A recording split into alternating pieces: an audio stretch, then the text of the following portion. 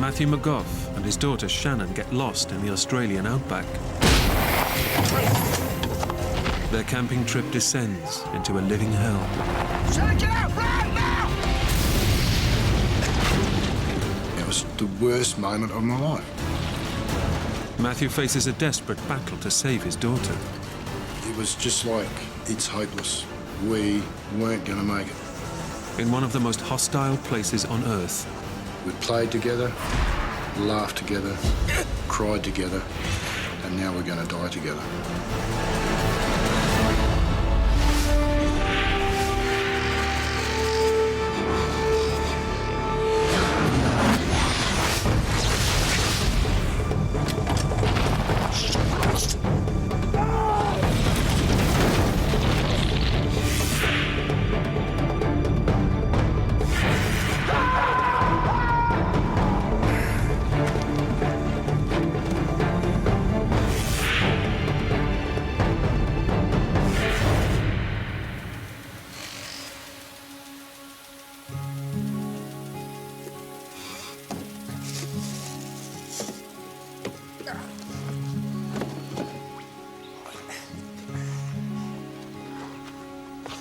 Hey, sweetheart, you ready?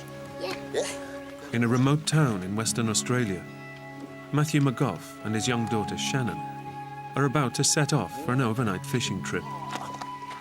Shannon's my only child. We had a really good relationship, really real friends as well as father and daughter. Got on along really well. We always used to laugh and play together a lot. For Shannon, trips away with her dad are always something to look forward to. And we are off ski. Me and my dad were pretty close. We used to go away on weekends a lot. Mum, we're going! We'd go fishing, bushwalking, go camping and stuff, because that was the kind of thing he liked to do. Be safe. Matthew is recently separated from his wife, Irene. But she knows how much Matthew cares for Shannon, and she's more than happy to see them spend time together. Shannon loved camping, and so they used to quite regularly go on camping trips and nothing ever happened, so there was never any reason to worry. We're off, sweetheart.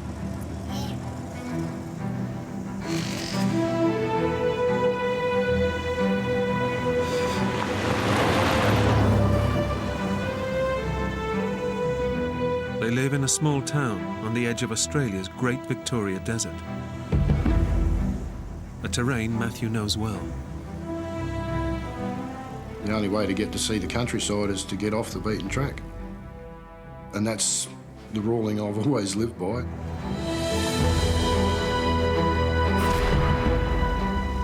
there! What? Oh, wow.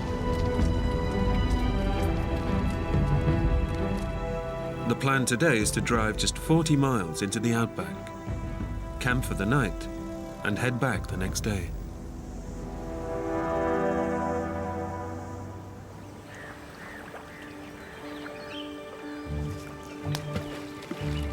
I got further than you. No, you didn't. Yes, No, you didn't. Matthew wants to make this trip an extra special one, as he's about to move 1,500 miles away. And this may be their last weekend together for some time. So he takes Shannon to his favourite rock pool. It was our last trip. We were going to see each other for a while, so that's made it a bit more special. Well, it's just a case of spend some time with Shannon for the last week or so before I took off.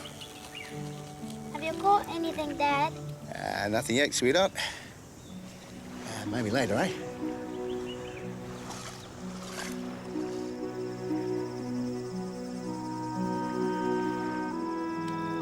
That night, father and daughter enjoy an idyllic evening together in the Outback. One of my favourite parts was probably laying under the stars and watching them, and Dad would point out things that he knew from his childhood. Yeah, and just check out the stars and the moon and listen to all the nightlife coming out to play. Like a kind of a bonding thing, which was good.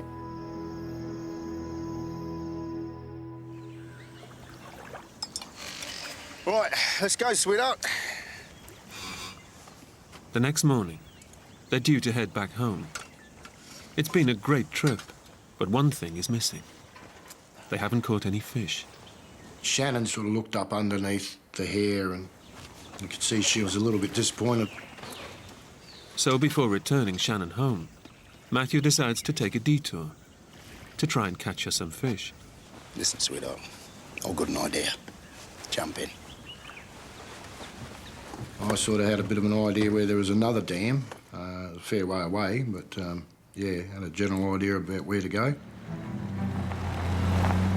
Getting to the fishing spot means heading a further 50 miles away from civilization, far deeper into the outback.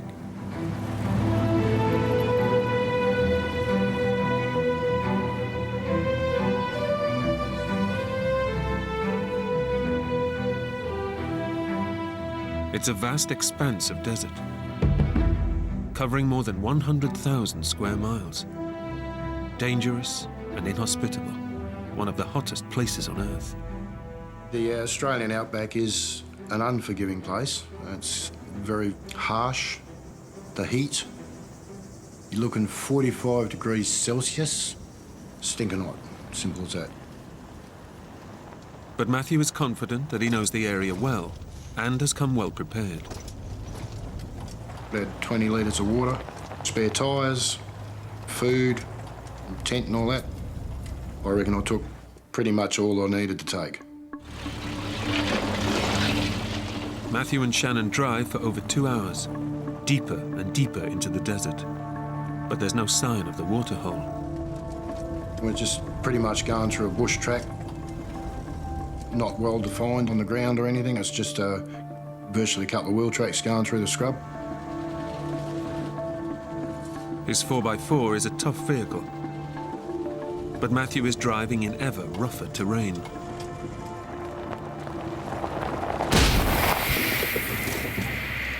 You're kidding me. You stay here, it's all right.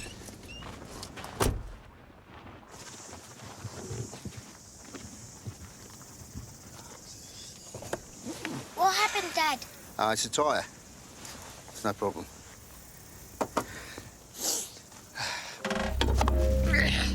Matthew has come well prepared and has 3 spare tyres on board.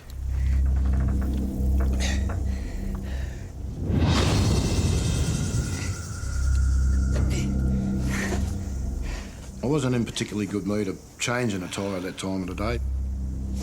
I was sweating, yeah, I was bloody soaked to the bone.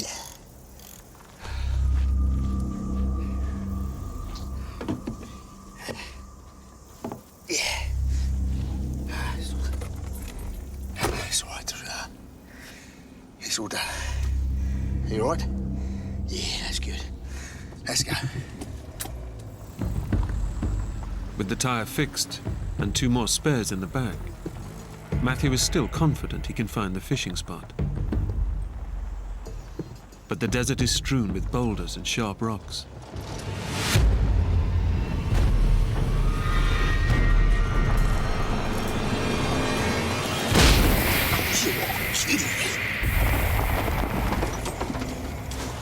What was that, Dad?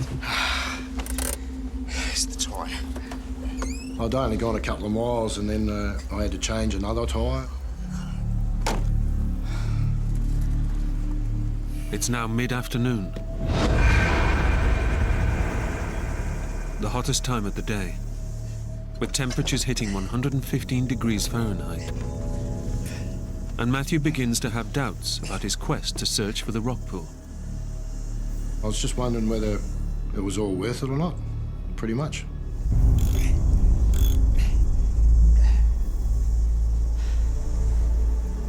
But still eager to live up to the promise he made to Shannon, Matthew decides to press on.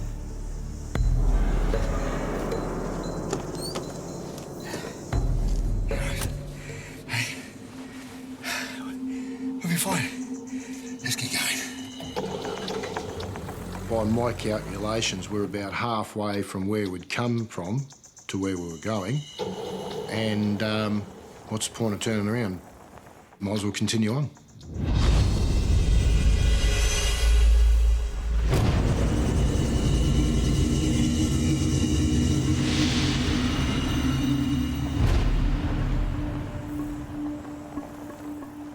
By late afternoon, and 60 miles out into the desert, Matthew fears he's losing his way.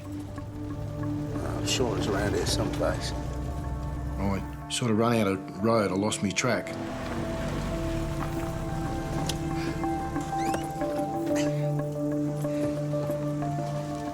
I was sort of a little bit worried that we hadn't got to where we were going. I could actually tell that Dad was worried. I knew something serious was going on.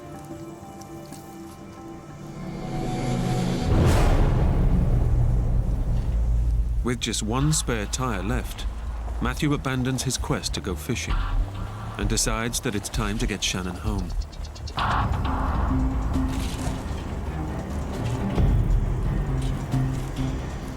I had one more spare tyre, but the way I was going through the tyres, I didn't think I had enough. Dad. Are we gonna be all right? Daddy again, home.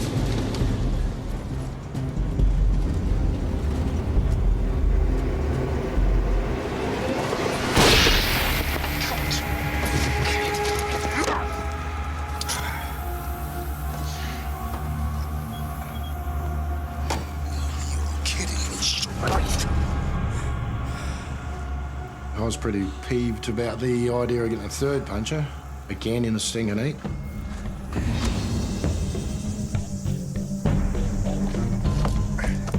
Matthew knows that the 4x4 is their only way out. But with no more spares, another puncture could be fatal.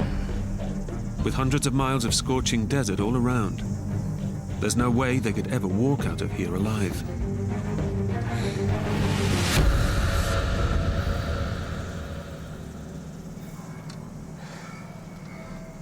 You all right, sweetheart? Yep. Good. Right, let's go. Are we lost, Daddy? Shannon said, we lost Dad, and I said, I think so. No use lying to her, you know.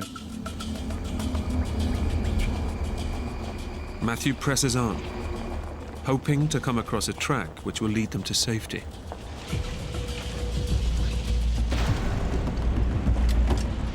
But just when he thinks he's making progress,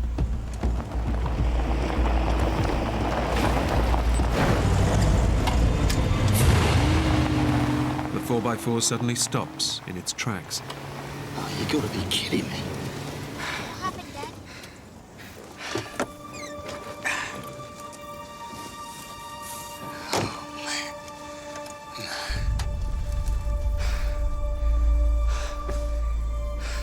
I started rubbing my head, thinking, what the was going on?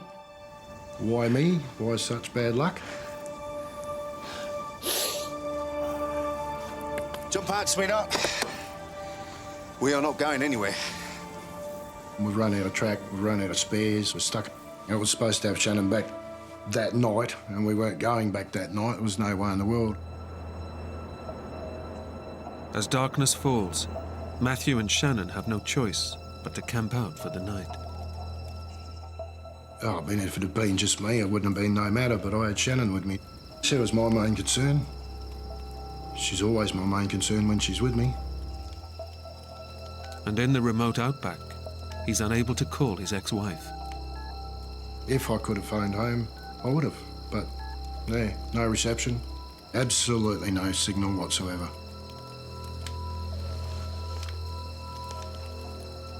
At that point, I was thinking that, yeah, I might have made the wrong decision by not turning around and going back.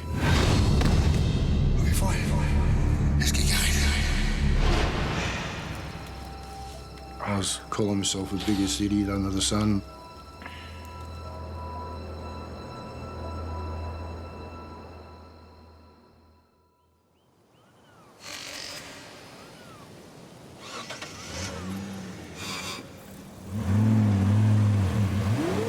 Morning brings with it fresh hope. The cold of the night has hardened the ground enough for Matthew to free the 4x4. We did it, sweetheart. Well done. Well done. That's it. We were feeling really good. It was great to get out. No worries at all. pretty happy that we're going to get underway again. Woo! We are going home. Yeah. Woo!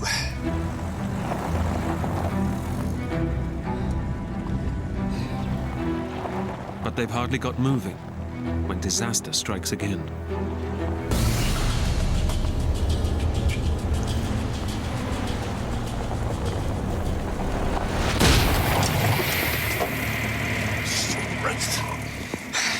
Mayday, sweetheart.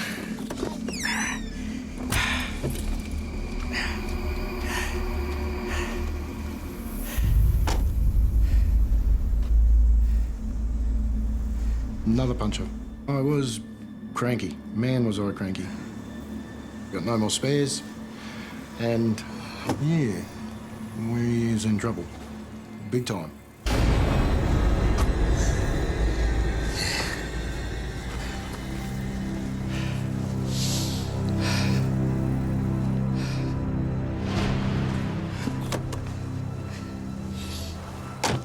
What happened, Dad?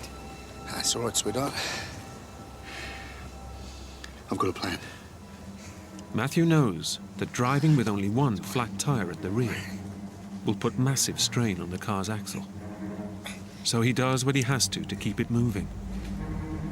He lets down one of his inflated, good tires.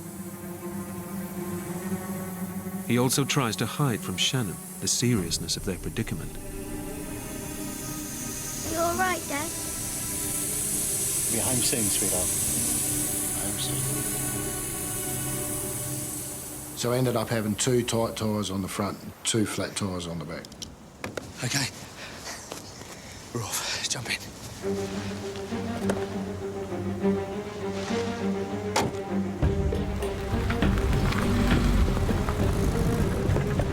They crawl along at only 5 miles an hour, completely lost in the vast, burning desert.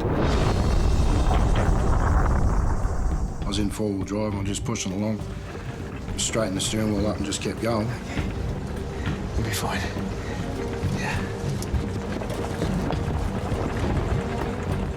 But running the car on 2 flat tires in this scorching heat is putting enormous strain on the engine. We're in 4-wheel drive, which brings up the revs of the engine a little bit. And because I was concentrating on what I was doing, I wasn't watching the temperature of the radiator, and it boiled.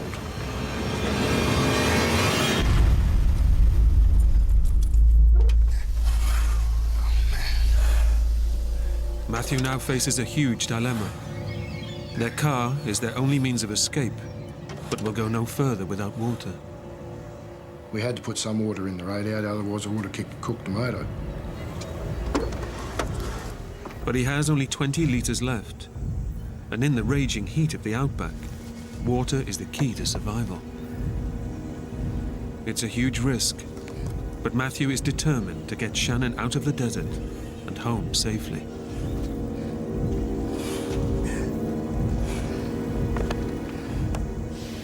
I put 10 litres of water in the radiator, and I kept 10 litres for Shannon and myself.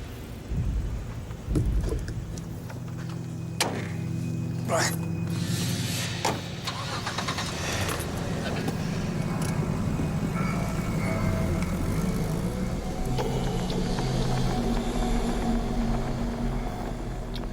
Matthew struggles on, but the strain on the engine is massive, and it soon needs even more of his dwindling water supply.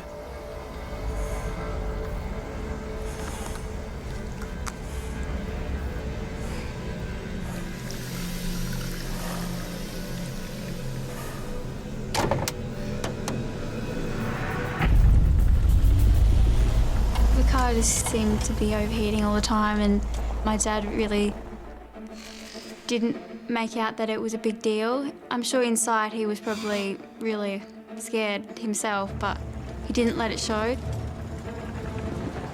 By midday, the desert temperature hits 115 degrees.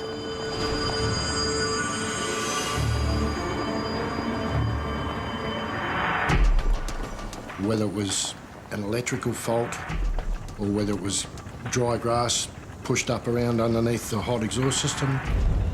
I don't know, but I noticed smoke coming out from underneath the bonnet.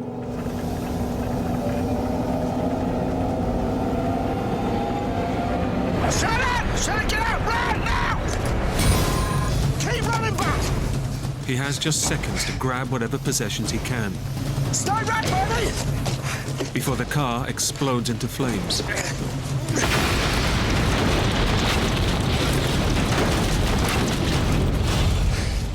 It's okay.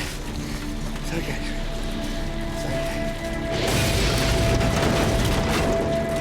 okay. They can do nothing as they watch the car burn. Their only means of escape is destroyed. And we just sat there and watched it burn, and I was giving her a cuddle and trying to reassure her that we'd be right. Yeah, she was scared. She was very scared, yeah.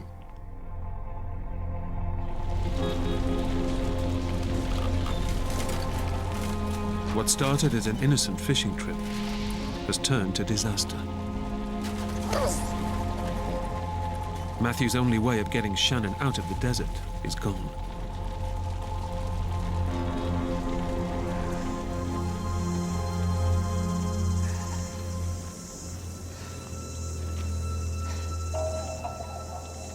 He just looked really worried, and I don't know, there was just a vibe about him. He wasn't his normal happy self, so I could tell something was wrong.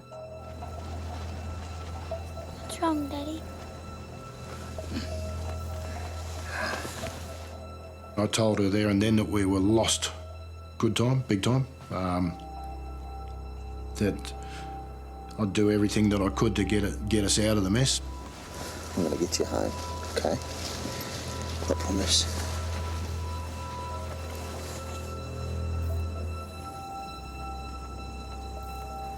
I couldn't whinge or complain about it. I had to be determined and had to be brave because there wasn't really much else I could do.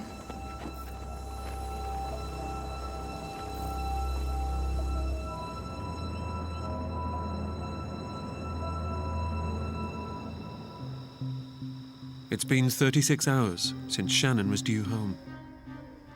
Her mum Irene has called the police, and they've launched a search. Hello? Nothing at all? But there's still no sign of Shannon and her dad. All right. All right, just let me know, all right? It was just really, really scary.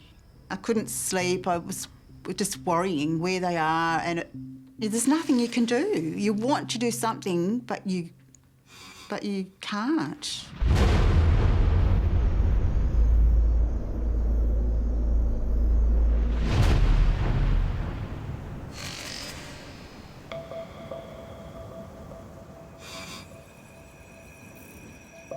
The fire has taken almost all their possessions. They're left with just the outer cover of their tent, a few tins of food, and just 2 litres of water. I knew water was going to be a fairly big issue. We didn't have a lot of water. In the sweltering heat, Shannon is already suffering the effects of dehydration. I remember my skin felt really dry and tired and having headaches and feeling dizzy. In these extreme conditions, an average person needs at least 1 litre of water per hour. Oh, I sort of thought then that Shannon going to have to keep an eye on what she drank, you know, like I had to ration her. And again, I still wasn't drinking much. I'd probably have a sip here and there, and that was it. Sort of try and conserve the water for Shannon more than me. I probably needed it more than she did, but hey, it's not the way you think at the time. Matthew set out wanting to make his weekend with Shannon a special one. But he now knows they're both in big trouble. I was not real happy with myself. I was the driver, I was the dad. It was my fault that we were there. But can't dwell on it too much, got to do something about it, and that's all there was to it, and that's what I was going to do.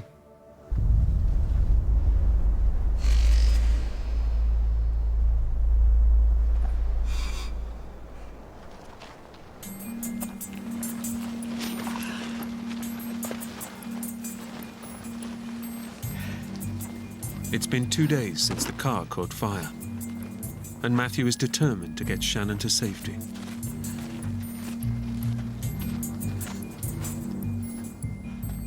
But stranded in the endless expanse of Outback, their situation is looking bleaker with every passing hour.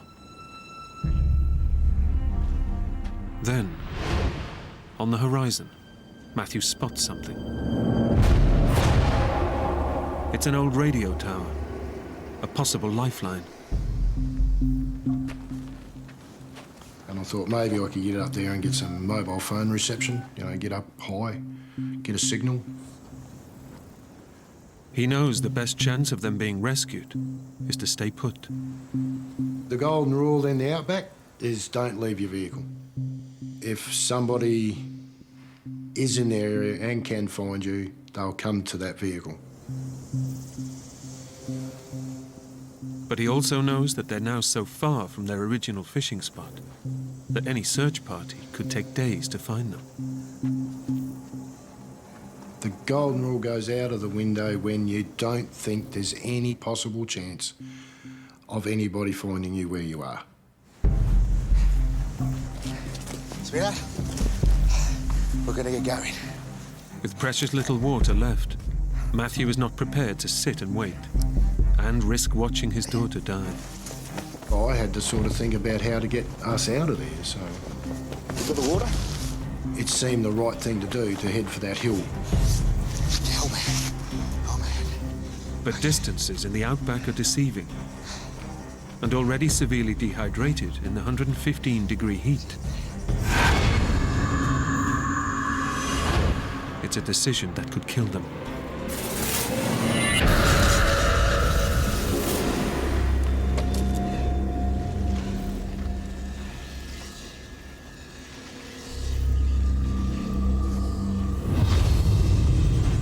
The hill didn't seem that far away, but because it was so hot, we had to stop heaps and heaps of times.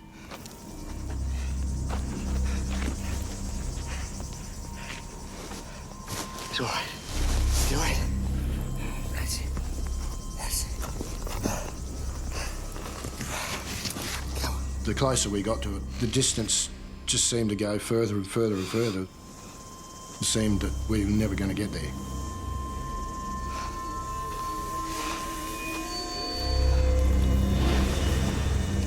A lot of sweating, a lot of reassuring Shannon we'd be right.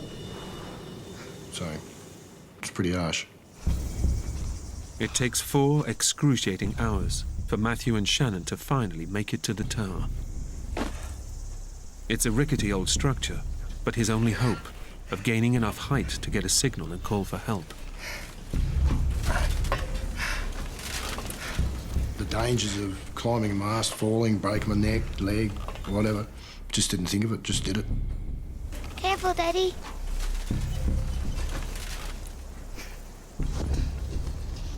I had to get the highest point that I could to see if I could get signal from a mobile phone.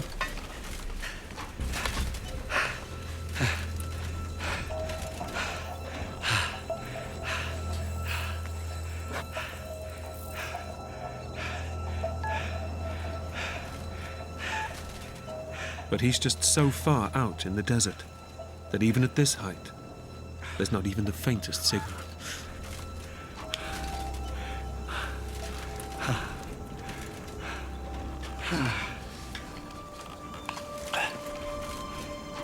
So I stuck it back in my pocket and climbed back down the mast.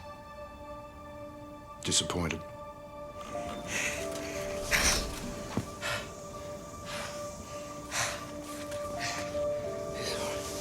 It's okay. Yeah.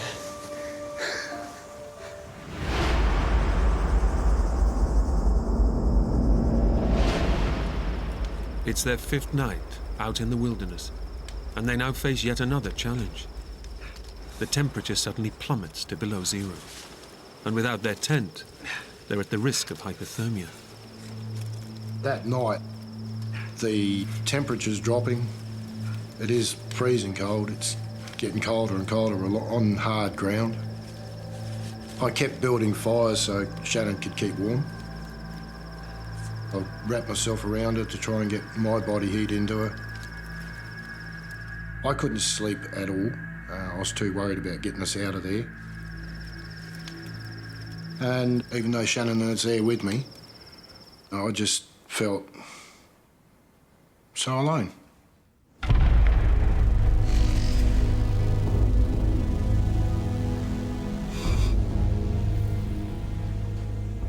Matthew and Shannon have been living on scraps of food and sips of water for nearly 3 days.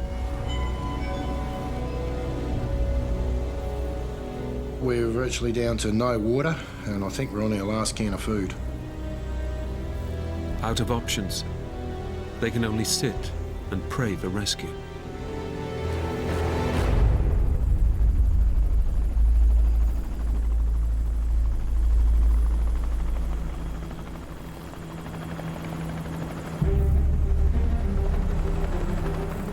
The helicopter sort of came towards the mast. Sweetheart! Sweetheart! There's a helicopter! Over here! Help! Hello! A search helicopter flies by almost directly overhead. Over here!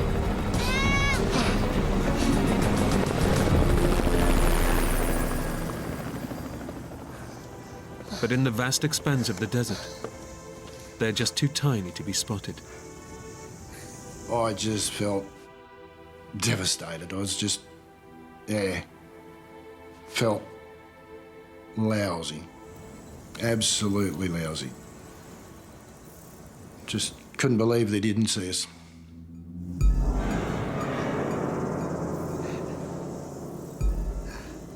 In the hope that the chopper may return, Matthew decides to send up a smoke signal. I was thinking that why not start a bushfire? Surely that would attract somebody's attention. In the arid outback, the desert scrub is like a tinderbox. Well, the fire caught a lot quicker than what I thought it would. Suddenly, the wind changes direction, and the acrid smoke billows over them.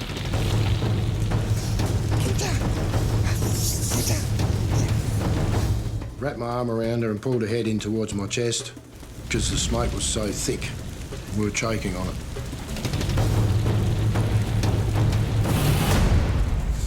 The fire dies, but the smoke fumes force them to drink the last of their precious water supply. It's also burnt all of their remaining possessions. They're now left completely exposed to the ravages of the Australian outback.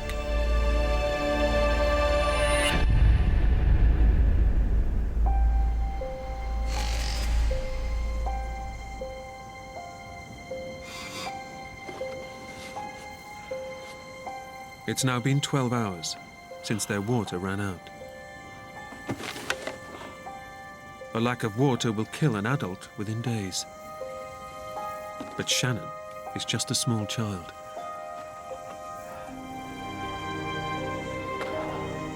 It just seemed like we weren't going to make it.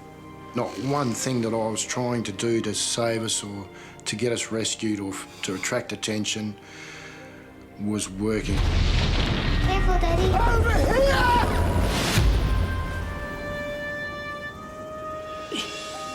I told Shannon that if we don't get found today, I doubt very much whether we'll get through tomorrow. I doubt very much at all. All I wanted was just to go home, and having my dad tell me that that might not happen, that I might not be able to do that, it was quite upsetting for me. It made me feel useless. It's a big letdown for yourself when you feel like you can't provide for your daughter in the way you should.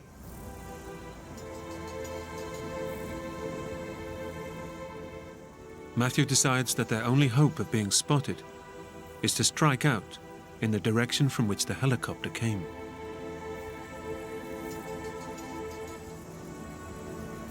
The reason I thought of going down towards the open ground, people that have more of a chance to see us. But walking on in the blazing midday sun only dehydrates them further.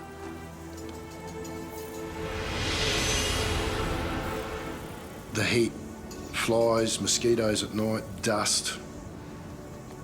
No sleep for 3 days and nights. I was stuffed. No other way of putting it. I was absolutely knackered. Shannon can take little more. The heat has exhausted her, and she's now so weak she can barely walk.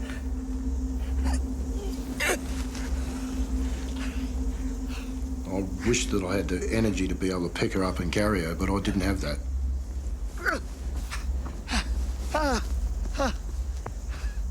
I might take 2 or 3 steps, but yeah, that was it. I had to put it down again. I couldn't do it.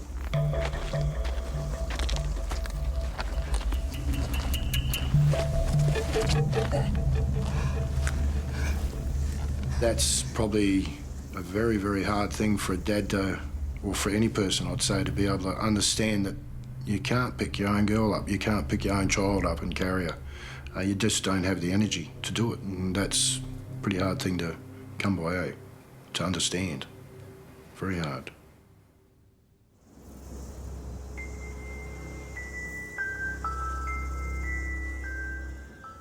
It's now been 24 hours since Shannon has drunk any water.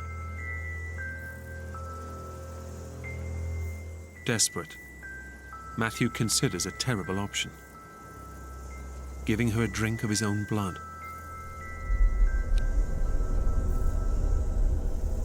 That idea came from watching documentaries on telly. I know there's some African tribe over there that can cut the vein on a cow and drink the blood from it.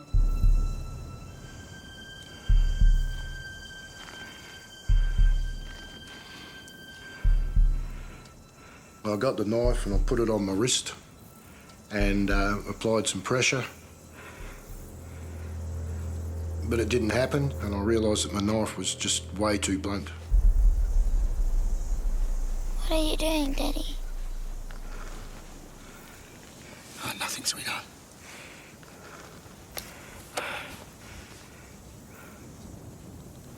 It's okay.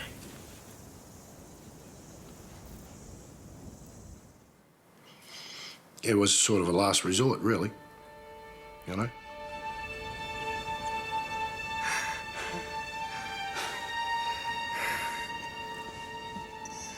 Matthew had wanted this weekend to be a very special one with his precious daughter. Now he knows that without water or rescue, she could be dead within hours. Yeah, we had a big cry together, even though there was no tears. There was a lot of sobbing, but there was no tears whatsoever. We were too dry to even cry a tear. And even to think about it now, like, I feel sad. I feel like I want to burst out in tears, actually. So yeah, you know, it's just one of those things. And I'd hate to ever put Shannon through that again.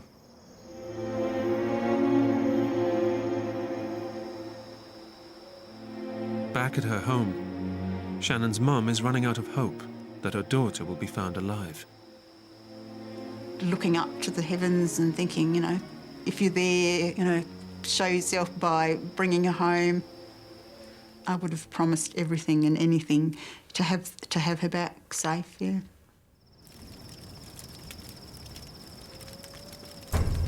Their plight is hopeless, but Matthew won't give in till he's done everything he can to save Shannon. I couldn't sleep. I had to get us rescued, and that was all I was taught. I got a log burning, and I took that out onto the flat and just started waving it around. Hello! Just trying to get attention.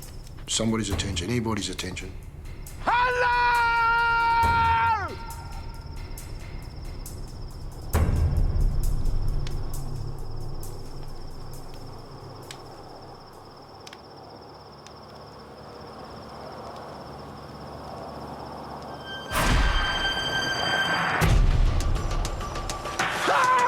from out of nowhere, this bloody set of headlights are heading straight towards us.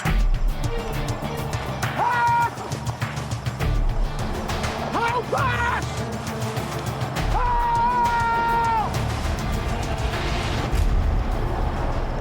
The car was coming towards us and then it just veered off.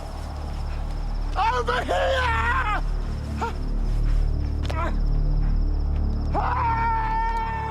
The driver of the vehicle doesn't see him, and their chance of rescue disappears into the night.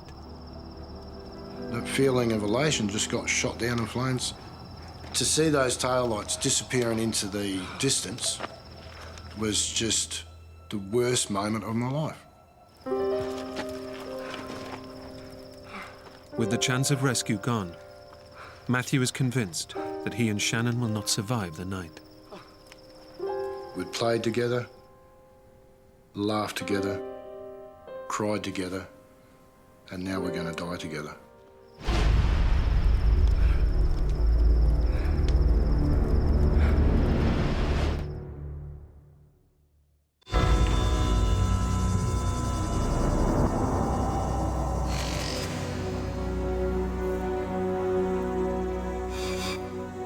All rescue efforts have failed to find Matthew and Shannon McGough, and they've gone 2 days without water in the ferocious heat. Extreme dehydration is causing Shannon's organs to shut down.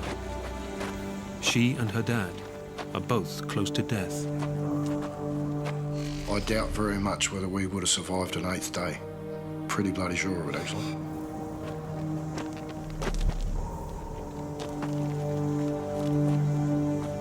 Then, just when all hope is lost,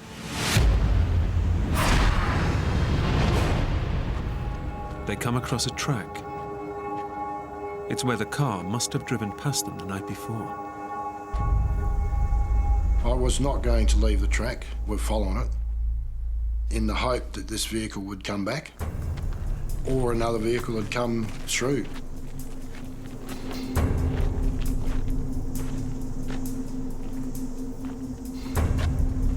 But Shannon can go no further.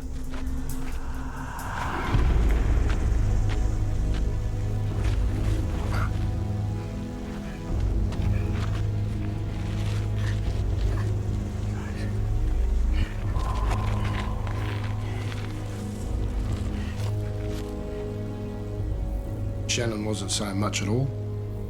Yeah, very, very quiet. I'd speak to her and she'd just shake her head or nod her head up and down, but she wouldn't speak, so disheartening.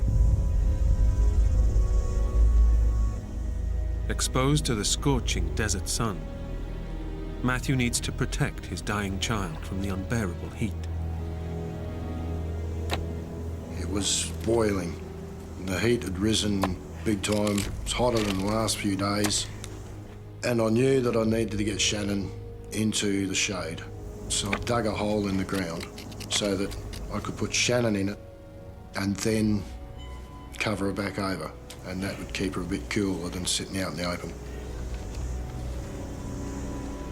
But in this remote part of the Outback, there's no guarantee they'll see another car for days, even weeks.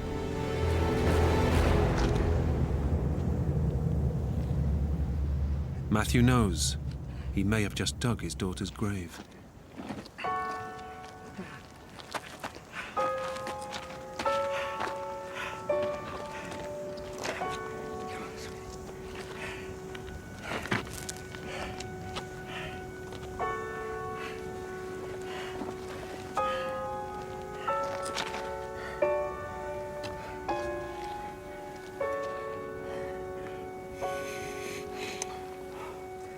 I was extremely sad because I'd brought my daughter out into this wilderness and that I'd put her life in danger.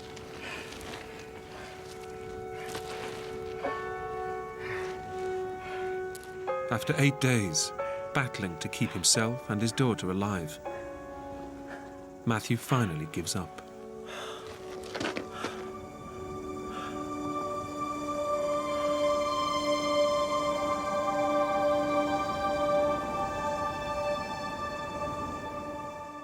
It was just like it's hopeless. There's nobody here, nobody can see us, nobody will see us. We were going to actually die of thirst, a slow, agonising death.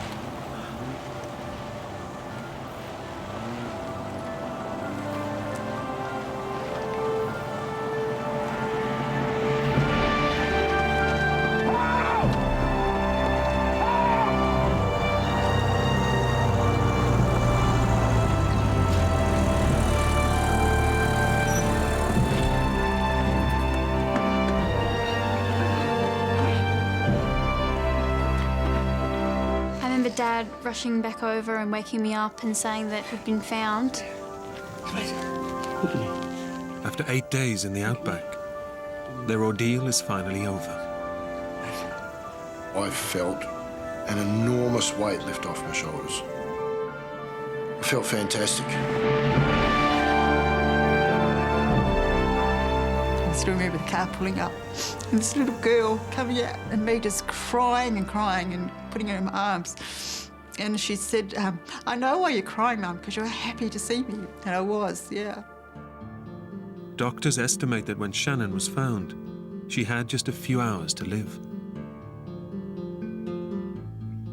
Yeah, I'd say it's a miracle. Despite their ordeal, Matthew and Shannon are still close and still go camping together. Dad probably takes more supplies now and we don't go as far, but it doesn't really change the fact that we still go camping. I think there was a stronger bond as a result, although the next time we went camping, I wanted to go down this track and she said, "Don't you dare, Dad, you stick to this one." So, you know.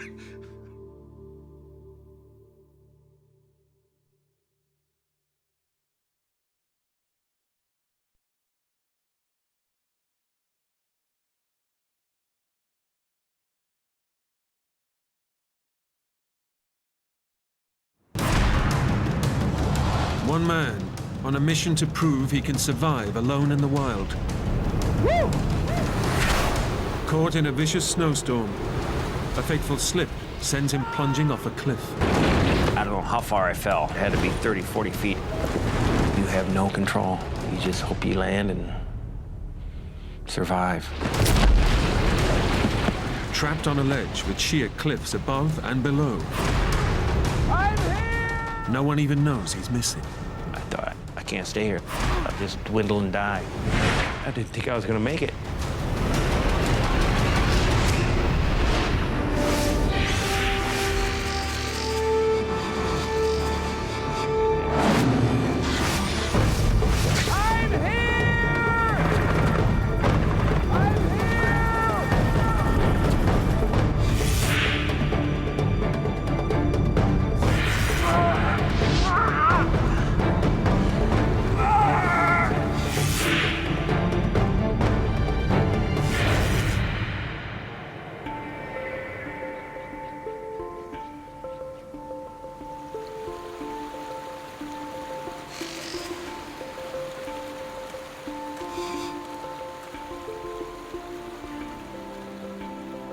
Charlie Hedge is beginning the challenge of a lifetime.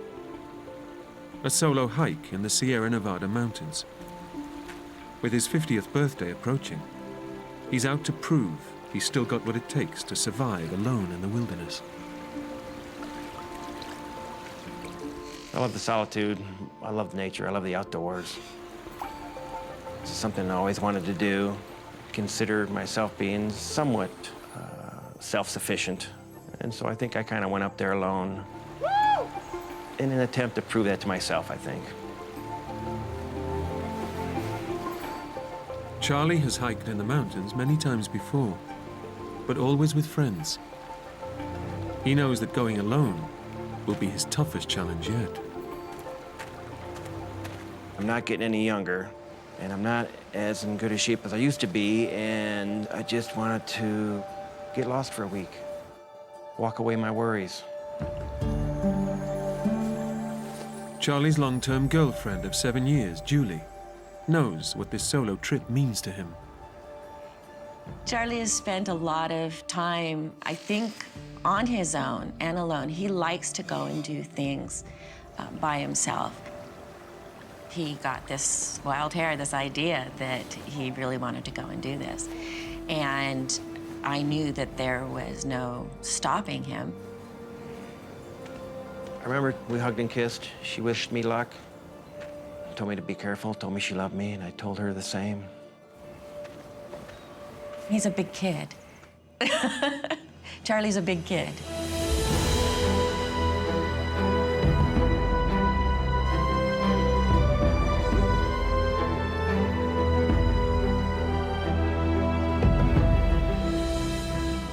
Charlie has planned a challenging route, a 30-mile circuit which he hopes to complete in just 5 days.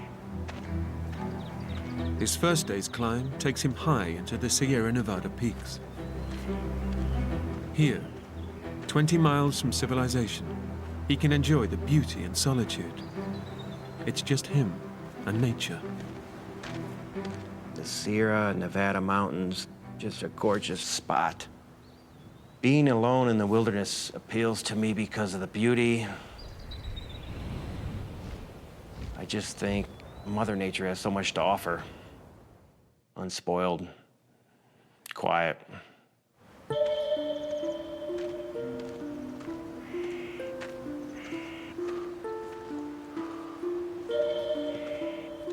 As far as me going solo, Julie certainly had her concerns.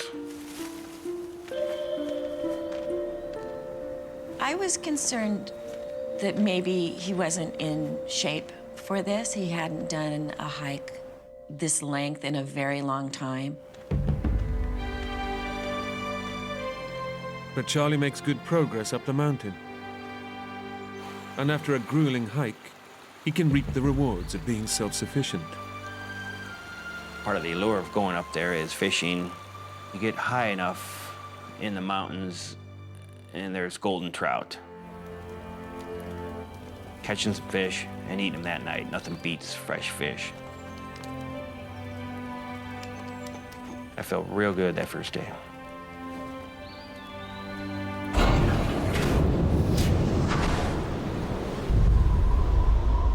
In September, conditions in the Sierra Nevada mountains can change instantly and dramatically. But in his enthusiasm to get going, Charlie ignored weather warnings. By early evening, a fierce wind blows in, and his peace is shattered.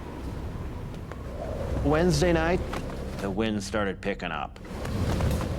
And that's the first time I really felt exposed. You know you're alone, the wind's picking up, you're not sleeping, you're wondering, this isn't any fun, you know?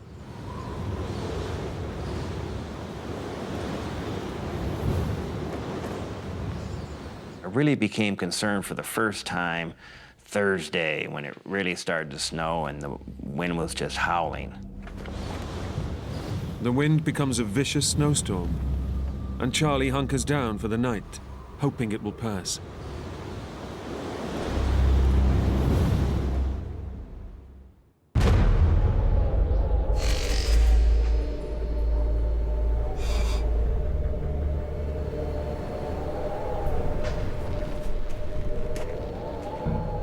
When I woke up, pretty much snow everywhere. Woo! I got up and literally I was half buried in snow. But the weather was kind of breaking. Although the skies are clearing, the new snow has transformed the landscape. Navigating the route ahead will be a formidable task. At that point, there's really no trail. And if there was, it was buried in snow. I've been up there before years ago, and it just did not look familiar. For Charlie, This trip was to be the test of his ability to survive in the wild. But he now faces a difficult dilemma: to cut his trip short and head back down the mountain, or forge ahead with his original plan. I made the decision to continue. Get up and over the pass and get down the east side. The weather should be better down there, certainly. So I dug the snow out, packed everything up, headed up to the pass.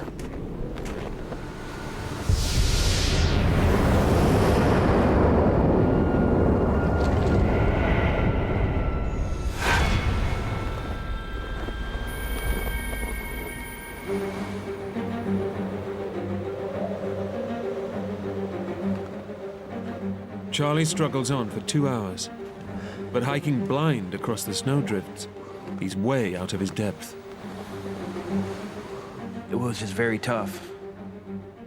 I realized that I might have made a mistake proceeding.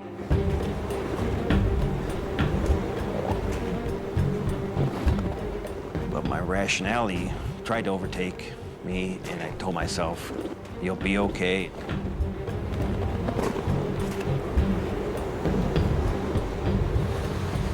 Having committed himself to going forward, Charlie continues on over the hazardous pass.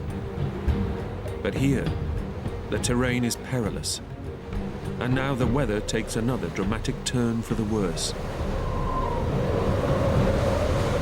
It really started to snow, and the wind was just howling. It was just blowing in my face. Despite the worsening conditions, Charlie is determined to complete his ambitious hike. But as the raging blizzard intensifies, he starts to realize that he's in over his head. While I was thinking what to do, my face is getting all cold from the wind, and I remember just turning around with the wind at my back.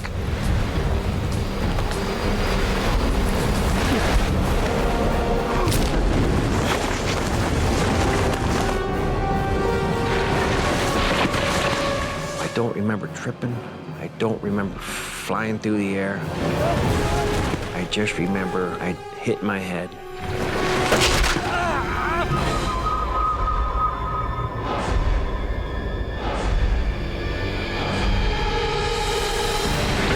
I don't know how far I fell, but it had to be 30, 40 feet at a time.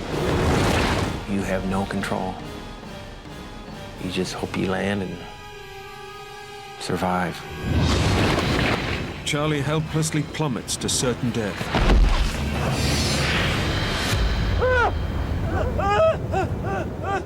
But a rock ledge, jutting out of the cliff face, breaks his fall and saves his life.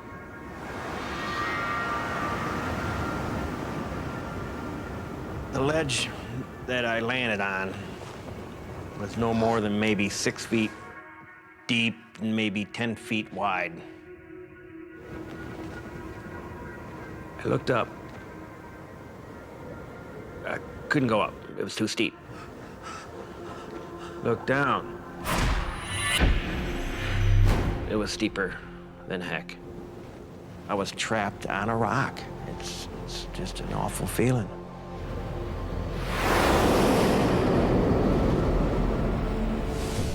Teetering on the edge of a 500-foot drop, Charlie must literally cling on for his life.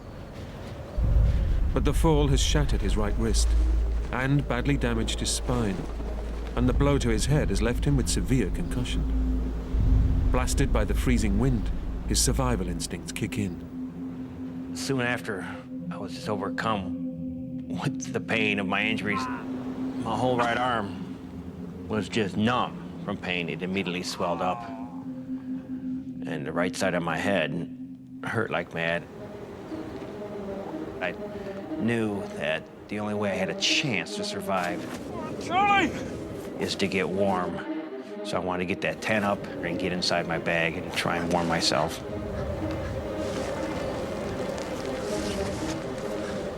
I was in such a confined space, there was no room to move. The ground was hard. I couldn't stake it into place and pull it tight like you would normally do.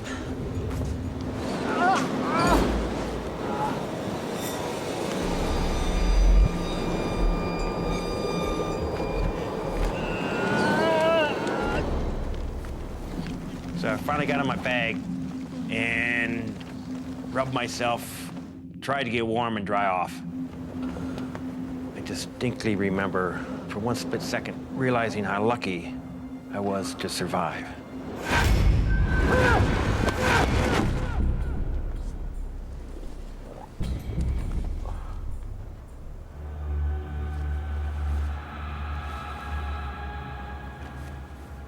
I kind of got warm.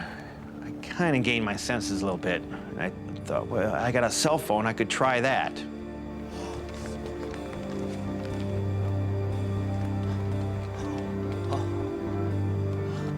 Okay.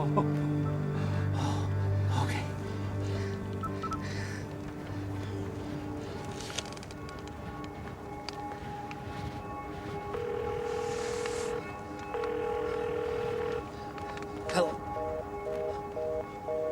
We're sorry. Your call cannot be completed. Please call your operator to help you. And of course, it didn't work. Beep, beep, beep. Because of the lack of the signal. No! No! No! I became very despondent because I knew at that point there's no way I'm gonna ever reach anybody from the outside world. Isolated and trapped on the ledge, Charlie is in urgent need of medical attention. Worse still, he isn't due to finish his hike until Saturday, in a day's time. Until then, no one will even suspect he's in trouble. All I could do at that point is wait. So I surmised that if anybody's gonna come looking for me, they're gonna wait 2 days. So my job at that point was to try and survive and bide my time until Monday.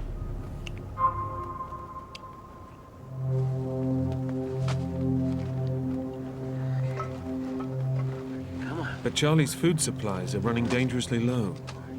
He only has a handful of snacks left. I knew I had to kind of ration what little food I had left, which is mainly trail mix and granola bars. I was hungry all the time. Once his food supplies run out, Charlie knows he won't be able to last very long without help.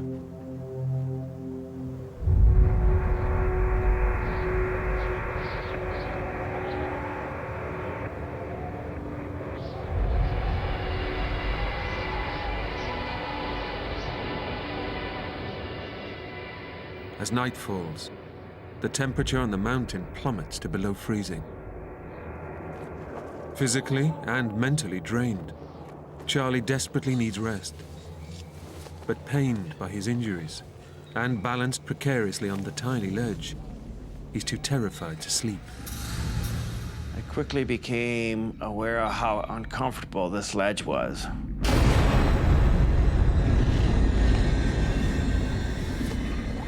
If I fell off the front, I would have tumbled several hundred feet.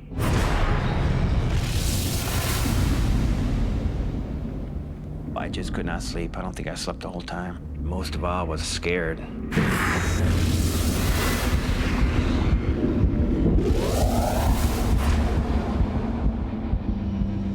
This solitude that I was so much craving turned into feeling alone. There's a big difference between those two.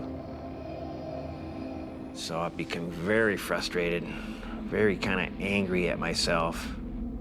And most of all, I was kind of scared about where I was and how in the heck am I ever gonna get out of here.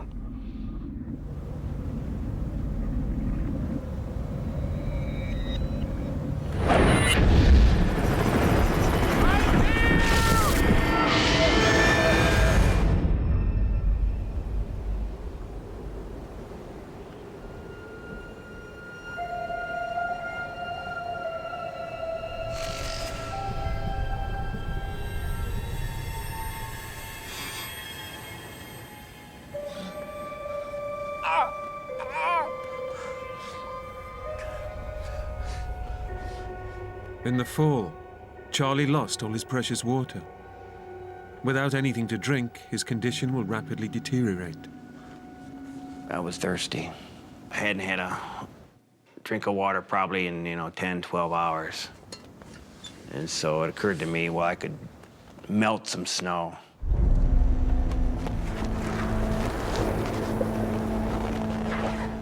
Charlie is surrounded by snow, but he must melt a huge amount to get just a tiny drink to quench his thirst. And it means he has to venture out onto the icy ledge and risk plunging to his death on the rocks 500 feet below. Getting out of the tent was precarious because of a lack of room. The edge of the ledge, it was kind of rounded off to nothing, and it'd be easy to slip. So I had to be real careful. I had to fill up my pot of snow first, then bring it in, and then start boiling. It's a lifeline for Charlie, but he has only a limited supply of fuel. It's essential he makes every drop count.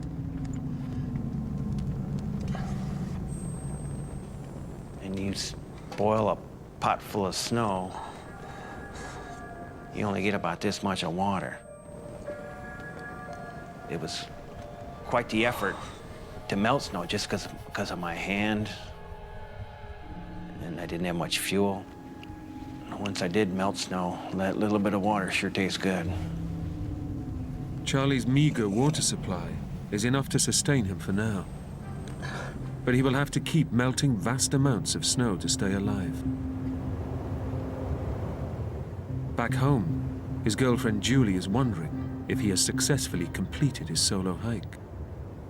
Charlie was due to come out on Saturday. I was looking forward to seeing that, hearing from him and seeing that he'd made it out. But there's no sign of him at the agreed rendezvous point. I suspected that he was just delayed because of the weather and that he would be out soon. We didn't think it would be unreasonable to wait one more day. You know, maybe he needed an extra day to get through. And at that point, I really wasn't terribly concerned. For Charlie, this solo mountain hike was a self-imposed test before his 50th birthday. But his desire to push himself beyond his ability has left him facing the prospect of dying alone in a freezing wilderness. It was just unbelievably cold. You are just chilled to the bone, and it plays games with your head. You're almost on top of the world up there, and the wind was just howling. You're alone. I was really questioning my motives, my desire about being up there.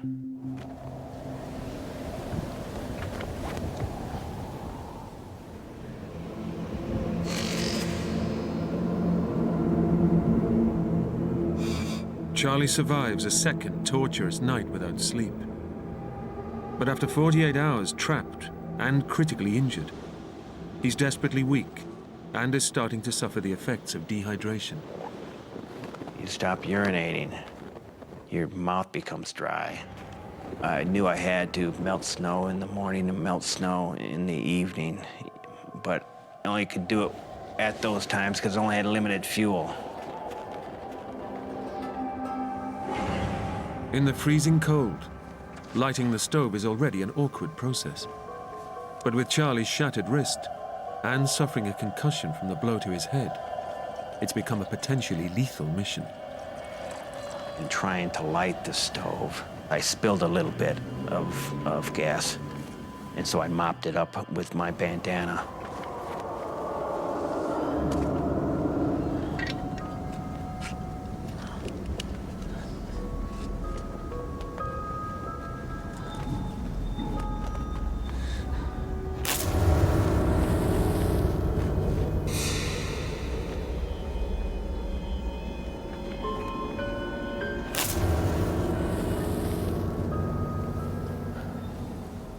When I finally did light the stove, the gas beneath lit on fire.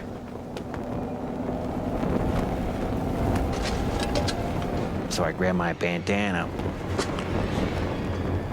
which was already wet with gas, in an attempt to put it out. That lit on fire, burnt my hands. I released it, and it started my tent on fire.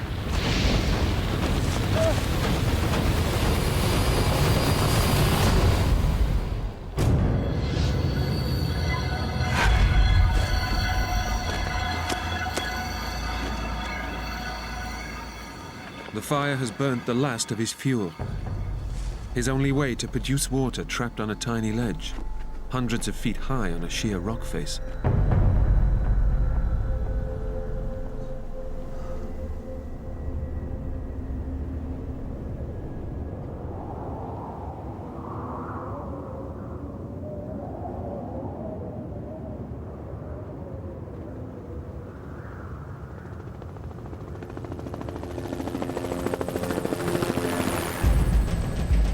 After waiting an extra day to see if Charlie would show, Julie knows something has gone badly wrong. She alerts the police, and a search has begun. There was a group of over 20 people geared up and ready to go. 3 helicopters, a dog team. I felt worried for him, wondering, did he fall? Did he get hurt? I was very concerned about his food and water situation.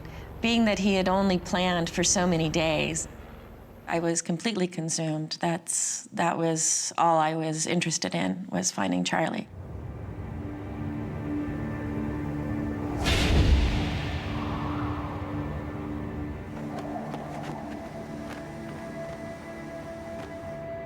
After 48 hours, stranded in sub-zero temperatures, with a broken wrist, damaged spine, and severe concussion, Charlie finally hears a sign that his ordeal could be over.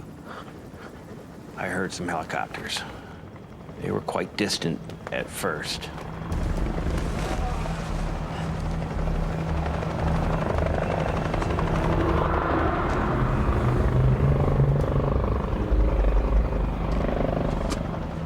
But then they became louder and louder. So I heard them, couldn't see them.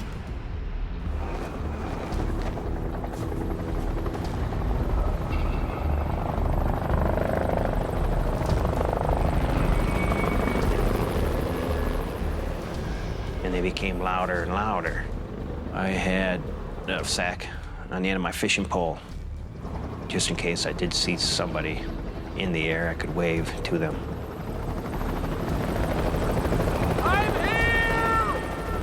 From the air, Charlie is a mere speck in a vast mountain range. This could be his only chance. Despite the pain of his damaged back, it's vital he makes himself visible. I shouted, but it was useless because it's so vast out there. I'm here! I'm here! The whole time I just sat outside, hoping to spot them or they would spot me. But I did not see any helicopters. I'm here! The sound of rotor blades is tantalizingly close. But hours pass, and Charlie catches no sight of an aerial rescue. I just felt awful. I was on the face of this one steep mountain. They were on the backside. I know I'm not gonna see anybody. So I was really concerned and scared. It's a bitter disappointment. Alone and helpless, Charlie can do no more than hope he survives a third freezing night, trapped on the ledge.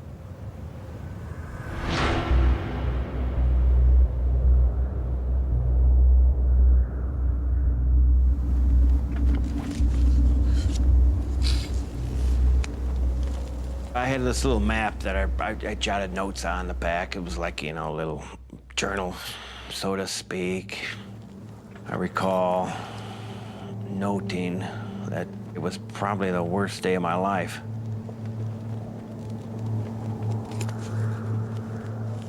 I started thinking about being home, being with Julie. I wanted to get back to normality, you know?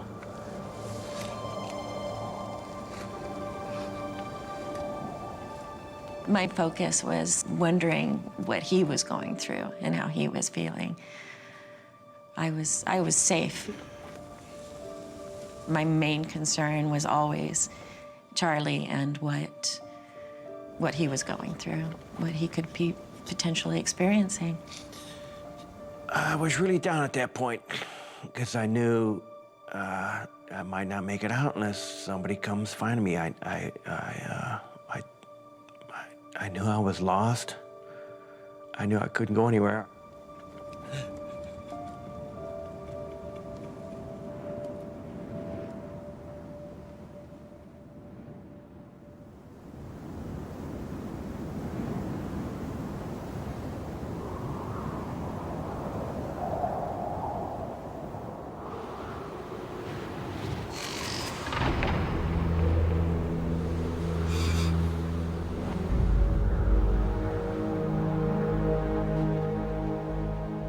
Charlie Hedge has been trapped on a rock ledge for 3 days.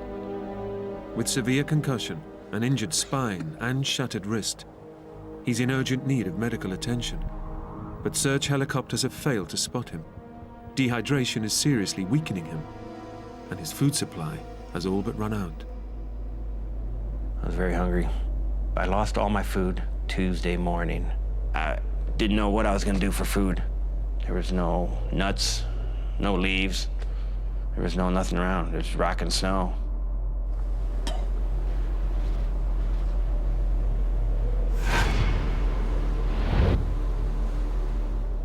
Starving to death at that point became certainly a possibility. It was a desperate feeling. I really do not want to feel that way anymore. The whole ordeal was just extremely terrorizing. I was scared. I was in a lot of pain. I was feeling alone.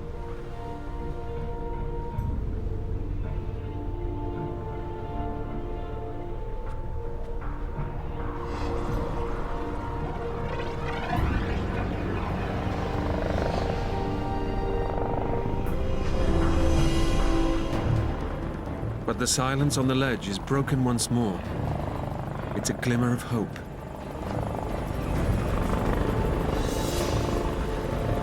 Over here! I heard the helicopters come back. It was so loud, I knew they were so close. I knew they were just up over the ridge.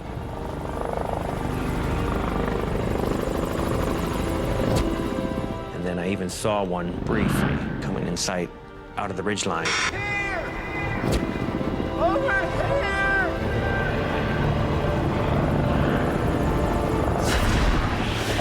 And disappeared real quick.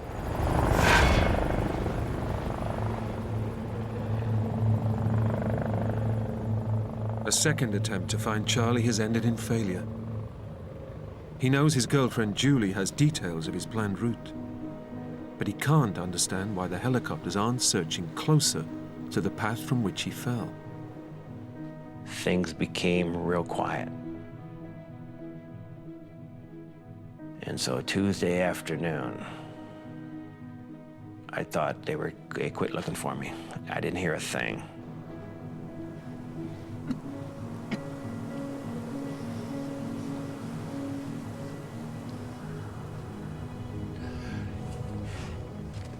The helicopters fly on without spotting Charlie. He turns again to writing his journal on the back of his map.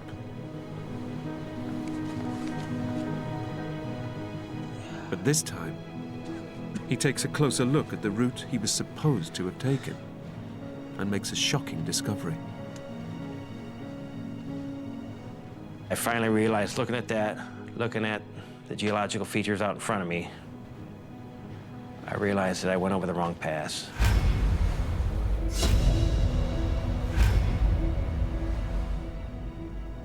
I was not facing east on Italy Pass. I was facing north. So I was on the wrong pass. It's a devastating blow. Charlie knows the helicopters are looking for him in a different valley. All hope of rescue is gone.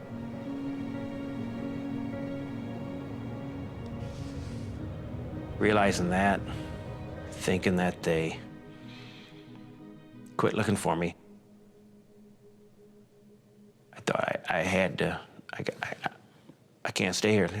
I'll dwindle and die. Charlie faces his 4th night on the mountain. Without food or water, he knows he can't survive another day, and there's little chance of rescue. It's life or death, but can he save himself? I was certain that they stopped looking for me. And so what am I gonna do now? I thought I'm gonna have to try and get out by myself.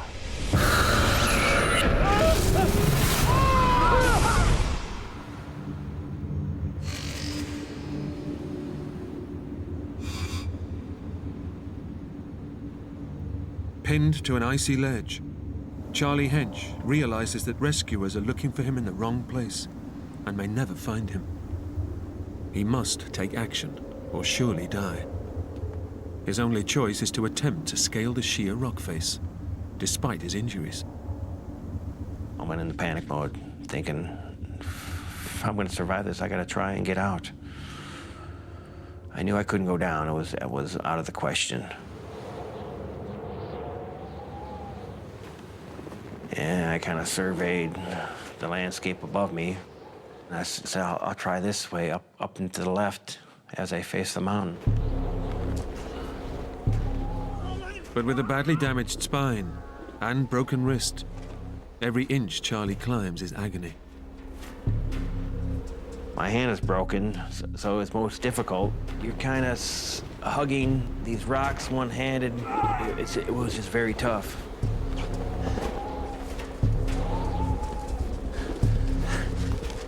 I made it under, around, over these humongous boulders.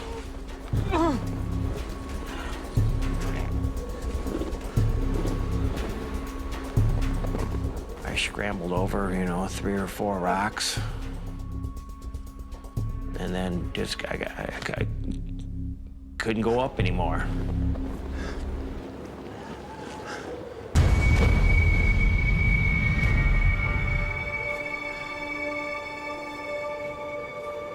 Didn't know what to do, so I just sat on the rock right where I was kind of like trapped.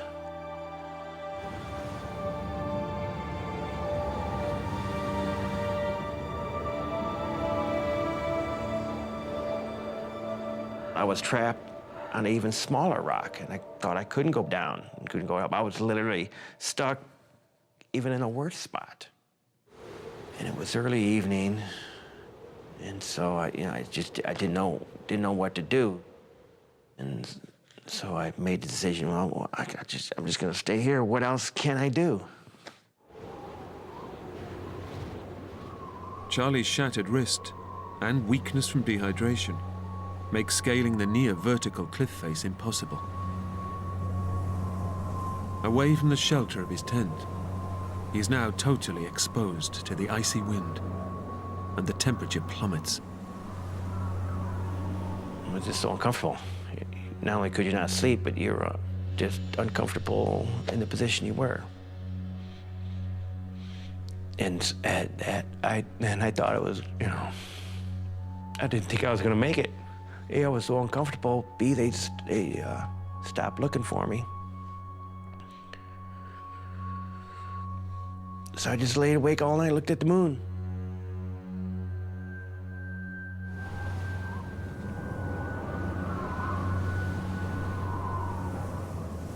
That was the darkest time, I'd say. I was very discouraged at that point. I did not sleep well during those nights. I thought something had happened, that I would never see Charlie again. As the night wears on, exposed to the freezing temperatures, Charlie risks dying of hypothermia. It was the longest night of my life. I had to stay awake all night. Didn't have to, had no choice. I wrote a few things out, like a lousy attempt at a will, because I thought it was all over, and I just kind of, divvied up the little things I have to people I know and love. It's an awful feeling.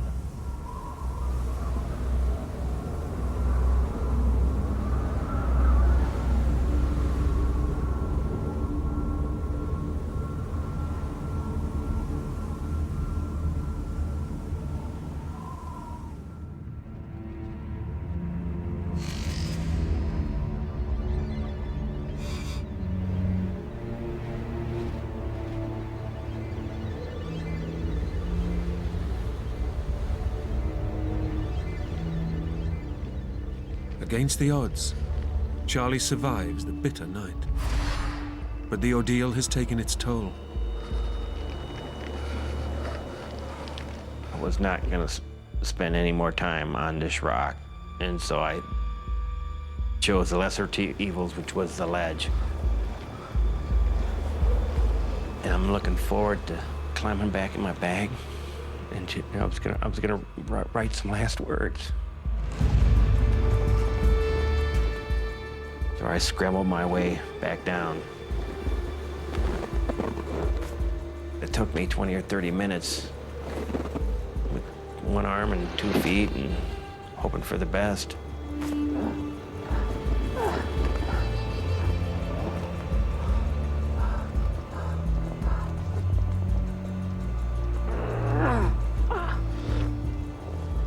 But just as Charlie has all but given up on life, he finds a last possible lifeline.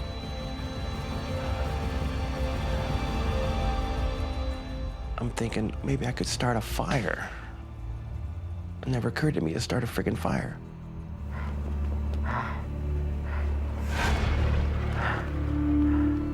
Maybe I could light a fire, you know, as a signal for another helicopter or other hikers. But I didn't have much. I had some old magazines, and I had some plastic slippers. I figured, well, plastic sandals might smoke.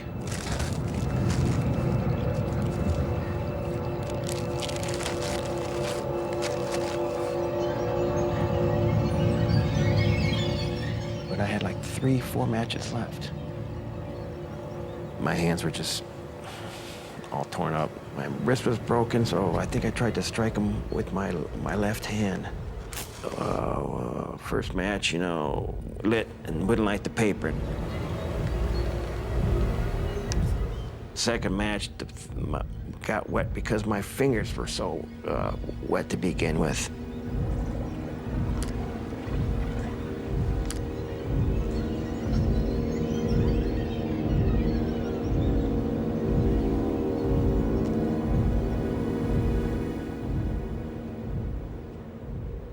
I forget what happened to the third match. And so at that point, that's when I started to say, well, I'm just gonna maybe go to sleep.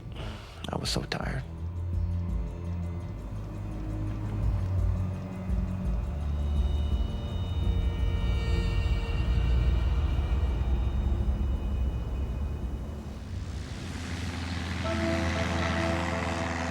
Back home, Charlie's friend, Dave Gra, is growing more concerned about the failure to find his body.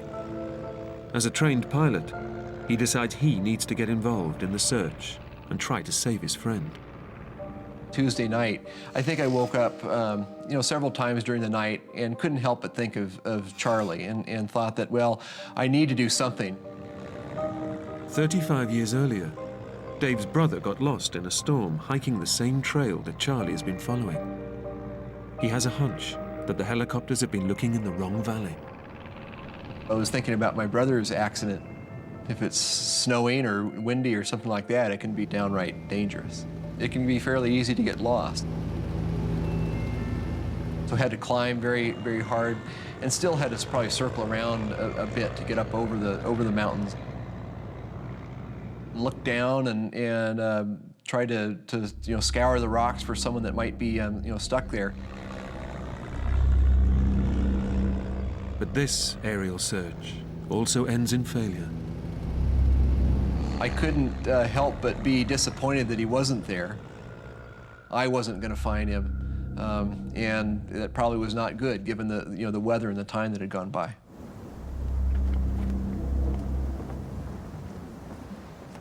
After almost 6 days, trapped alone on an icy rock ledge, Charlie has given up all hope of surviving his ordeal. Death itself now seems a welcome escape. At that point, I'm so depressed and tired and hungry and dehydrated, thinking no one was looking for me anymore. So I was really in despair. I was just totally numb. It was probably my lowest point. Charlie knows that rescue teams are looking for him in the wrong place, and that no one will find him. It's only a matter of time before he dies. I was a beaten horse, you know. I had a buck knife, and I thought it'd be easier if I ended.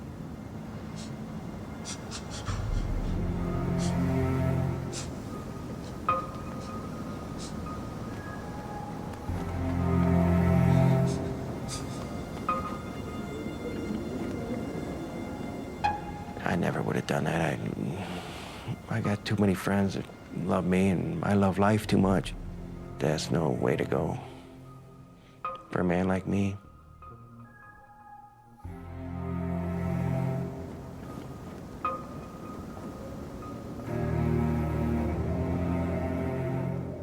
Just weeks away from his 50th birthday, this trip was supposed to rejuvenate his life.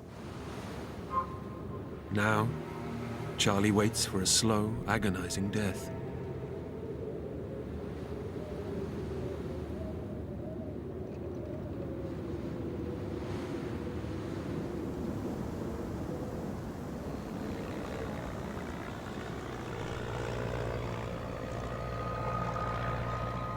I hear this plane,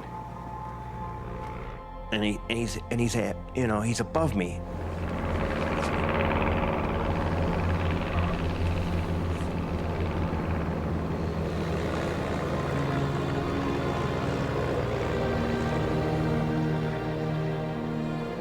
This guy is, you know, almost at my sight. And so I got my fishing pole with my stuff sack on, and I'm waving it. I'm here. And then he goes by, and I wasn't sure he saw me.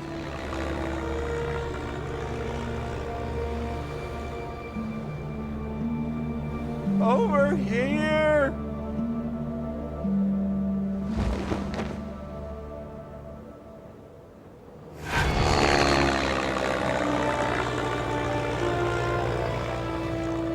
So then he turns around, he comes like right toward me again.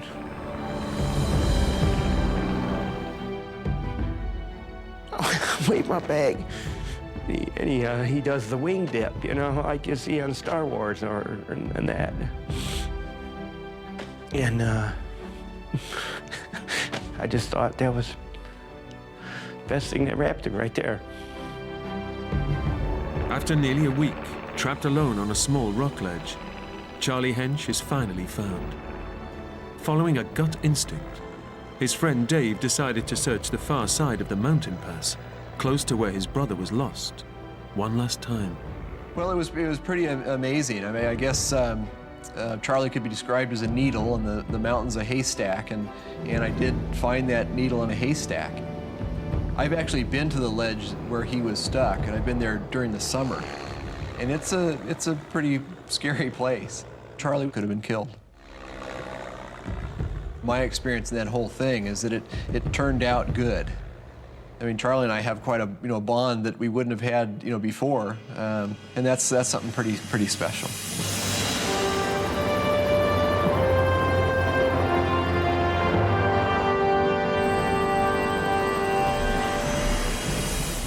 When we got the call that they found Charlie, I mean, it was pure just elation.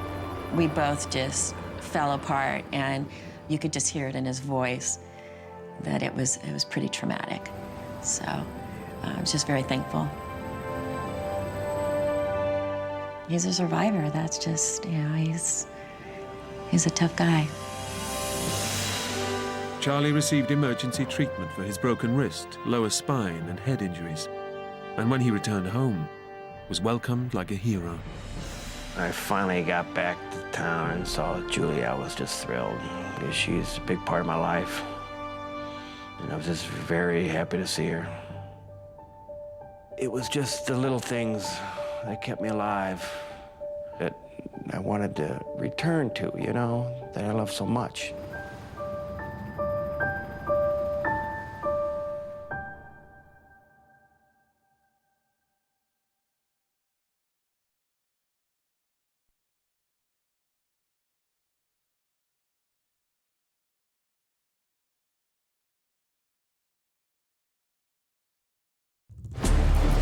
Two childhood friends on a dream holiday, fishing with a guide in the Sea of Cortez.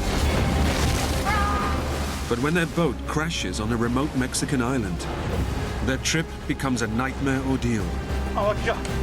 We're out of food. We're out of water. Now we got nothing. Exposed to the harshest of environments, these self-proclaimed city boys must rely on each other to survive. We could die here. And nobody is ever going to find my bones.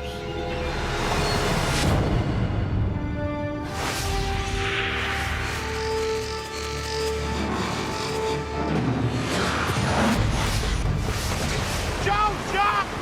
I can't do it! You get over here! Jump now! Get it up! No!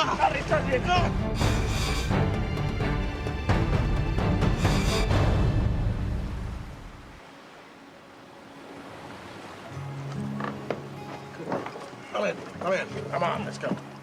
Joe Rangel is on a dream fishing cruise in Mexico's Sea of Cortez. I've always been pretty much of a city boy. I like going outdoors. I like going fishing. I love going fishing. And when I started going on these trips, I found my niche. To me, that is the greatest trip in the world, is to go down there for 6 days, get on a boat, and forget everything. Just fish till you drop. To share the experience, he's invited his childhood friend, Lorenzo Madrid, along for the trip. I first met Lorenzo Madrid when we were in junior high school. Hey, Larry. What? Look at that. We were pretty much good time boys. Oh, yeah, she cut your beard. Hey, Shannon. He was a good guy to hang around with. Boy.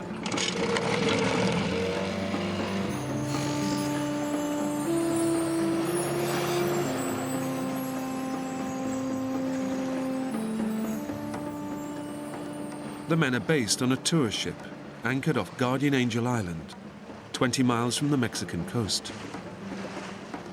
The east side of the island is popular with fishing tours, but today their local guide, Pepe, is taking them to a remote cove on the more exposed western coast. It's quiet, it's desolate, you're all alone. Here she comes, come on. It's like fishing nowhere else in the world. Yeah. Oh, my God. It's fantastic. I can't believe it. Look at that, Joe. Try another lure. Get out of here. You think I don't know what I'm doing? Well, how many have you caught today? Nothing.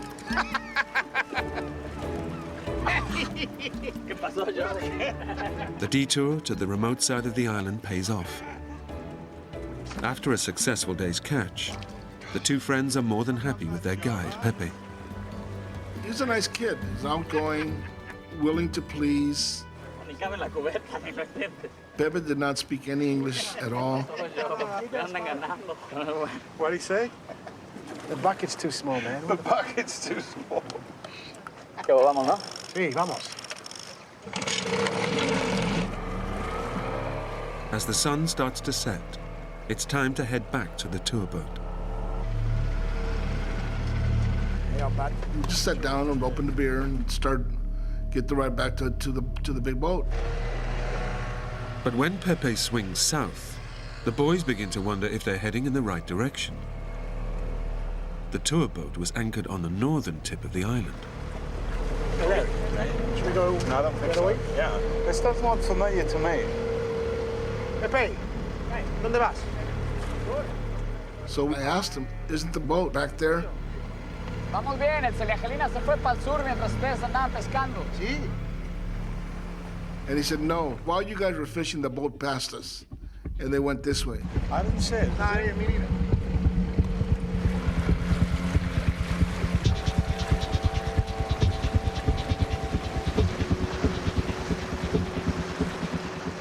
We figured he's a professional, he knows what he's doing, he knows where he's at. And we left it at that.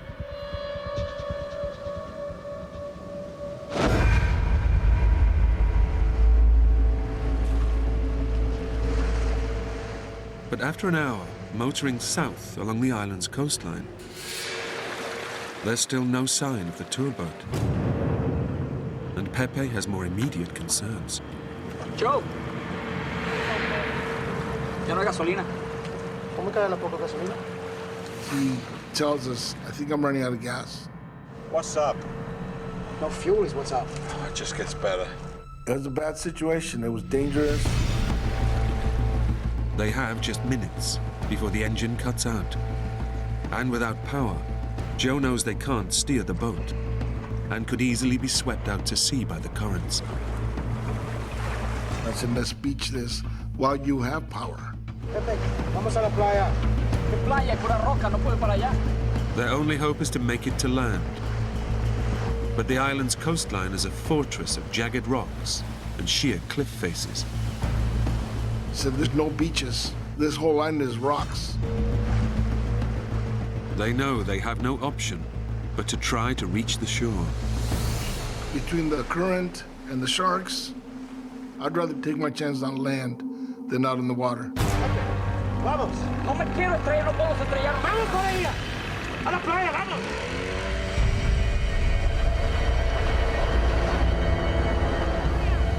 The only thing you can see is the white of the pounding water on the rocks. We were scared. Their only way to reach land is to power the boat directly into the raging surf. But just as it seems they'll make it safely,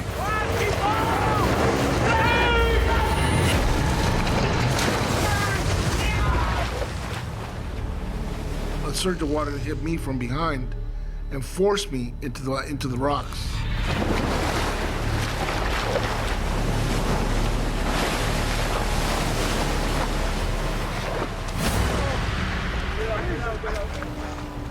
the men make it to shore.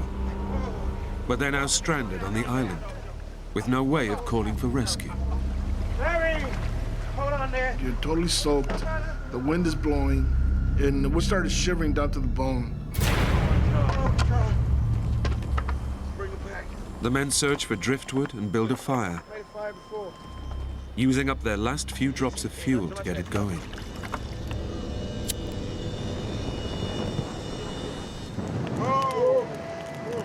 Once we got the fire going, we were able to dry off, and it wasn't all that unbearable anymore. Not so bad now, Larry. We knew it should have been an easy thing for the big boat to pick us up the next morning. It's calls for a beer. The men resign themselves to a night out in the open, believing their stay on the island will be a short one. Boat will pick us up in the morning. We out.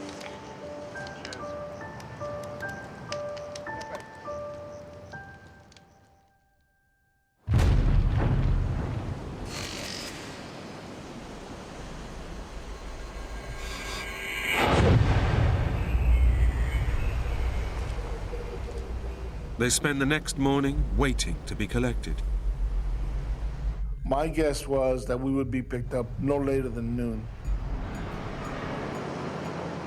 All we have to do is just wait, and the boat should be here. Midday comes, and there's no sign of rescue. Now it's getting a little bit more serious as the day is wearing on. We need to get out of here. Mid-afternoon, and Pepe drops a bombshell. I said, well, I don't think they're gonna pick us up.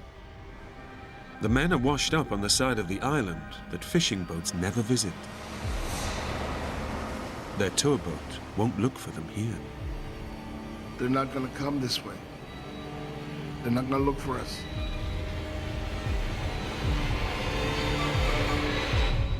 It's like somebody just pulled the bottom out from under you. La única manera de salir de aquí es si nosotros hacemos algo al respecto. ¿Qué hacemos? What's he saying? He said the only way we're going to get off of here is if we do something ourselves.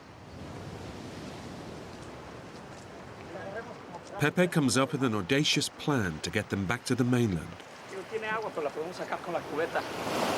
Si a Larry le podemos dar la cubeta, unos remos, se puede buscar para... He says we can bail it out. Get it on the sea. Maybe we can use it. Is he serious? He said, we can take this boat across. We can row across. Between the three of us, we can get it over there.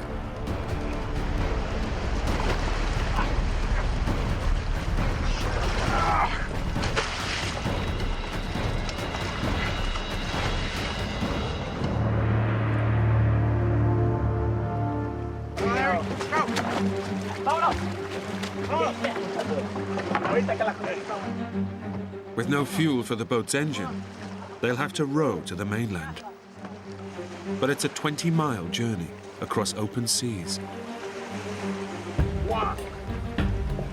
It was an unbearable hot day, probably close to 100, but it felt good to be doing something. Now, get the rhythm. Keep this up, guys. We're gonna make it. We actually thought we could make it.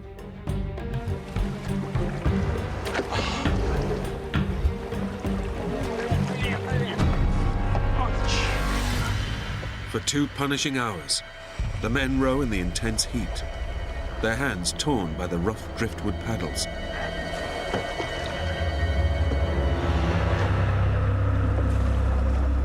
I'm getting exhausted. I am getting to the point where I'm just gonna drop.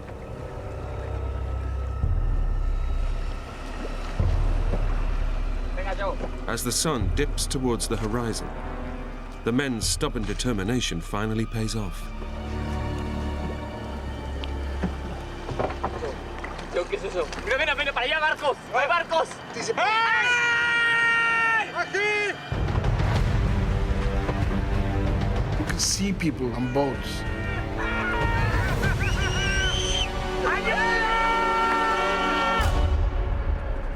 They didn't hear us. They didn't hear us. They didn't look. They didn't do anything. They can't see us. Joe, keep paddling. The men push on, hoping to close the distance to the shore.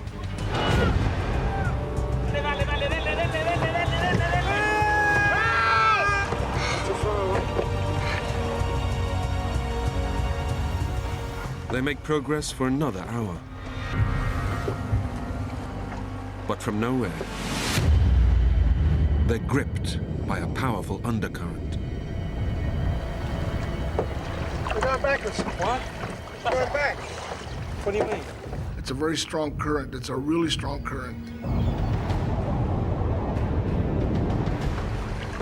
Too far away. Now we couldn't make any headway. The tide has turned, and it's pulling them backwards.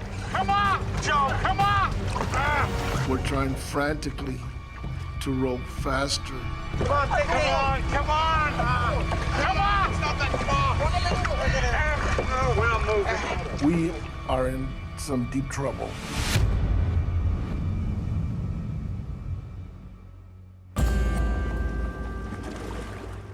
As night falls, the men give in to their exhaustion.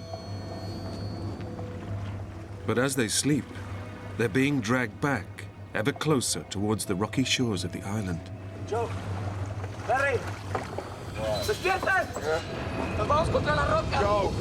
Joe, wake up! It works! Stop paddling, buddy! Come on now! Come on! The current was going to take us wherever it wanted. We're going to crash, and we're going to crash hard.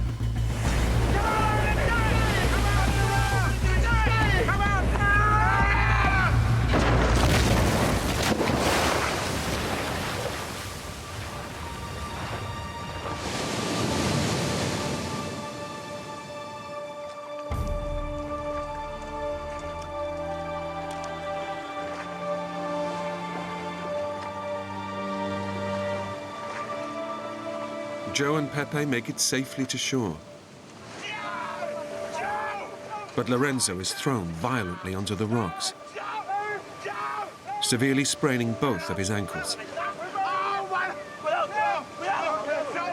The 3 men's attempt to escape the island has failed, and their boat is now completely wrecked. We didn't talk much that night. Lorenzo and I were pretty down in the dumps. We were depressed. 400 miles away, in California, Joe's wife receives a phone call. That was when I learned that they were missing.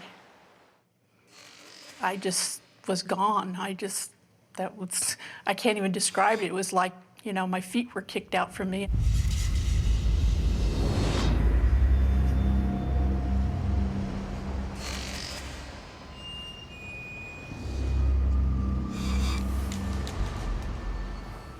Joe and Lorenzo wake up, knowing they are completely stranded on the barren, uninhabited island. There was nothing there, nothing that could give you shade. There was just nothing. Their only hope now is to be found by a search party. But they are in no physical condition for a prolonged wait. I was somewhat overweight, and I had found out about a year earlier that I was diabetic. Joe suffers from type 2 diabetes, a condition where the normal levels of sugar in the blood can decrease rapidly. It's commonplace, but potentially life-threatening if not managed properly. And 50-year-old Lorenzo is unfit and grossly overweight. Lorenzo may have had health issues. I pressed him on it, but he said no, that he didn't. But then at the same time, he told me that he hadn't been to a doctor for years.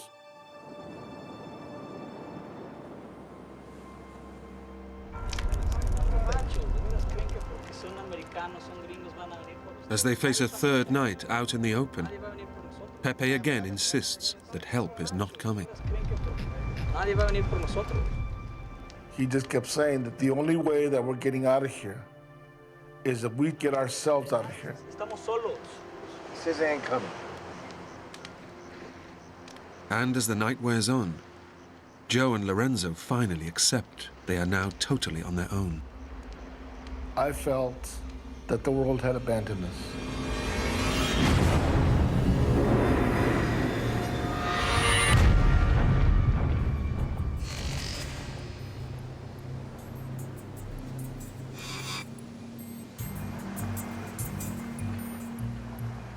After 2 days of waiting for rescue, the men must take their survival into their own hands and hike to the northern tip, where tourist boats will be moored. But it's a daunting journey. This island's 20 by 40 miles. It's uninhabited. There's nobody there. Pepe told us that there probably is commercial fishermen or the tail end of the tourist boats at the northern end of the island. And if we get there, we will be picked up. But the men have no idea how far down the coast they are. And they could face a 40-mile hike along the entire length of the island. The coast, as I saw, was the only logical choice. Nobody is going to go inland to look for us.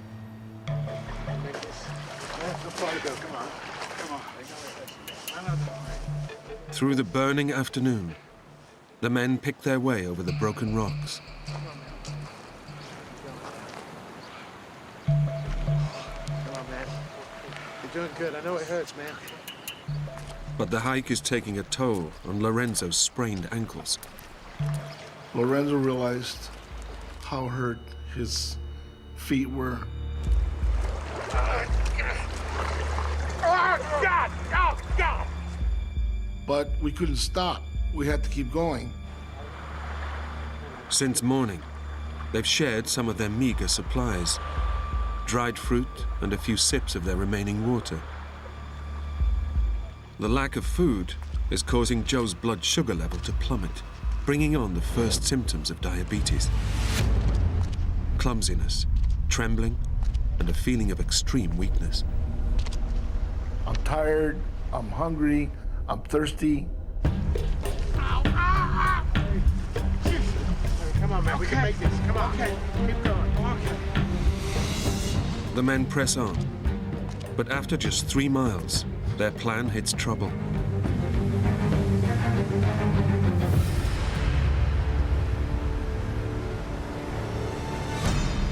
Their route north has come to a dead end. They can go no further. We're saying to ourselves, what the hell did we do now? La corriente ahorita está pesada, pero con cuidado podemos cruzar. Yo salto primero para que vean cómo. Pepe said, you know what? I'm gonna swim across.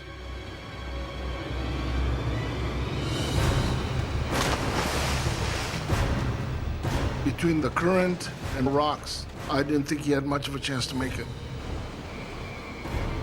The men know that beneath the surface, powerful currents are ripping through this ocean inlet. But Pepe makes it across.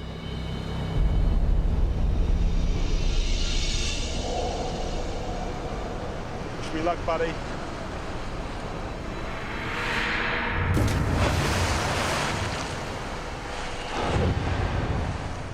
But seriously overweight Lorenzo has 2 sprained ankles and quickly starts to struggle.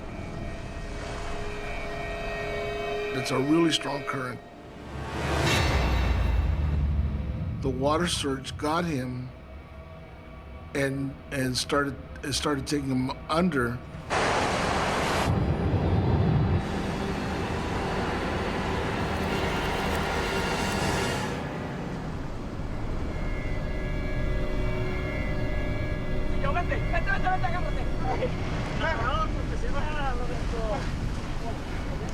Joe! I did it! No! Now it's Joe's turn. I know I'm not a strong swimmer. Joe, jump! But he's paralyzed with fear. Joey! The hell with it. I'm not doing this. After a day's hiking, with little food, Joe's blood sugar level is crashing, bringing on extreme confusion. Come on, Joe! Stay here! Joe! I just said, you guys go ahead, go on.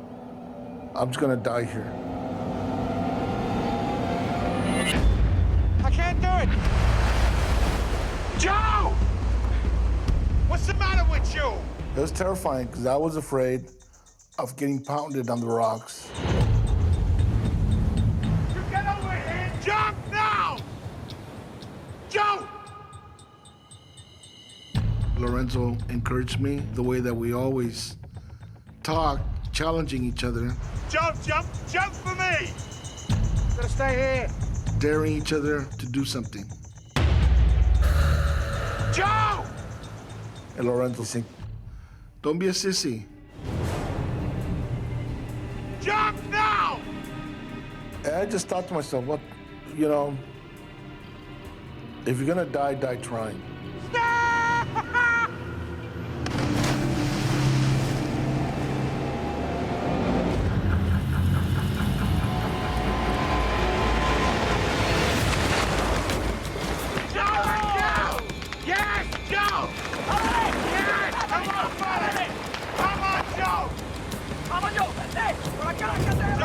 Come on, buddy. Joe! I was a sissy for nothing.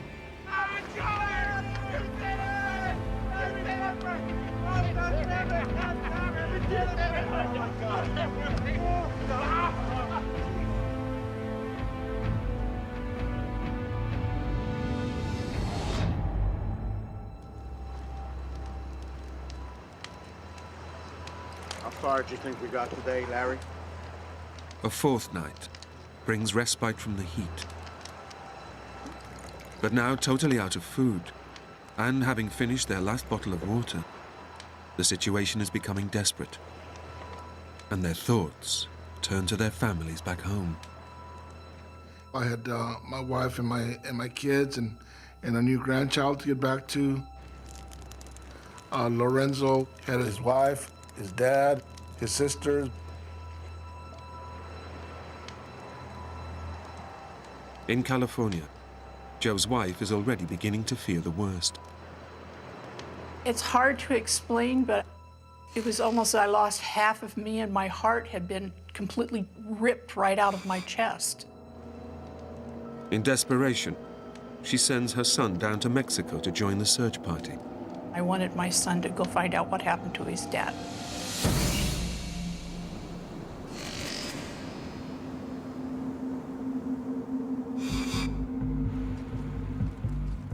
As yet another day dawns, the men face the blistering heat with no water. Only fishing boats to the north can save them. We have to do whatever it takes to get to the northern end of the island. But they have no idea how much more of the coast they must navigate to get there. And Lorenzo is finding the pain of his sprained ankles unbearable. Come on. You're gonna get there, man. Get you a nice big deal. Joe! Ow! I can't, don't, please don't touch me. I can't do this anymore. Ah! He finally just said, I can't do this. No! I can't go any further. I can't do this. Lorenzo was very upset. I can't go any further, Joe. He felt that he let us down. Joe, lo tenemos que cargar. Si nos quedamos aquí, nos morimos. Momento. We realized that Lorenzo's mobility is pretty much down to zero. But we somehow needed to keep moving. I can't walk. We'll get you out of here, Larry. Joe knows they must find a way to transport crippled Lorenzo. But all they have to work with is the junk washed up on the shore. Pepe! Voy a hacer una lanza! Esta vez! Pepe had an idea about building a raft.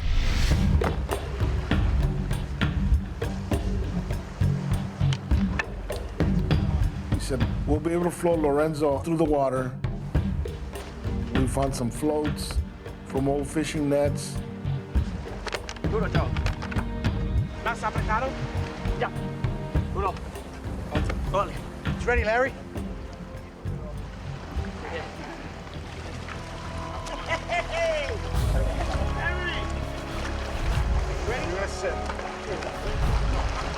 We wanted him to not have to put any pressure on his feet, and it worked. Come on, guys, we can do this. Try to put your weight over to your right. Okay, I got it.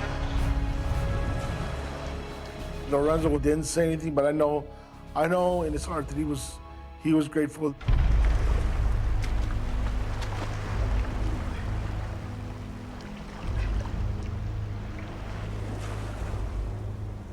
The men struggle along the scorched coastline. But 5 days of exposure to the relentless sun are putting huge pressure on Lorenzo's grossly overweight body.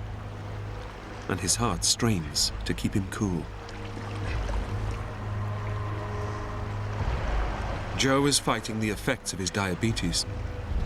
And having not drunk anything for 18 hours, his craving for water is becoming too much to bear. This can't go on. We can't do this. I'm gonna give up.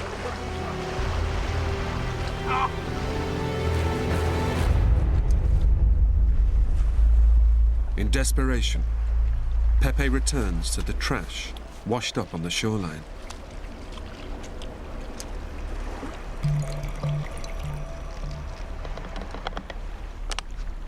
I said, look what I found in this blackish looking water. What the hell's that?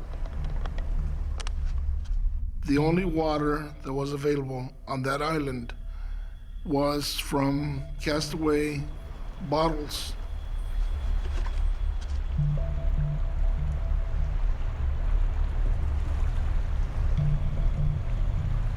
Once you get thirsty enough, it didn't matter that that water stunk. It still tasted good. It was water. But in these extreme conditions, a few mouthfuls a day is barely enough to keep them alive. Without enough fluid, their bodies are at serious risk of overheating. And floating above the cooling effects of the sea, Lorenzo is especially vulnerable.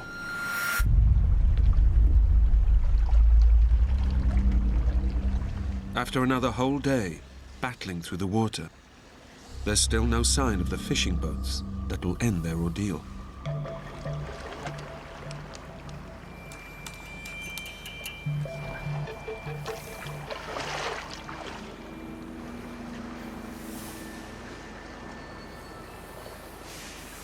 Yes. Then, Pepe spots something among the rocks.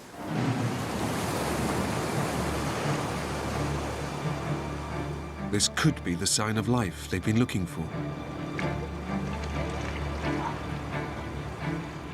The first thing that went through my mind was, I'm out of here. But then I see my tackle box from the first day. The men realize it's their own fishing tackle. They're back at the camp where they first beached 4 days ago.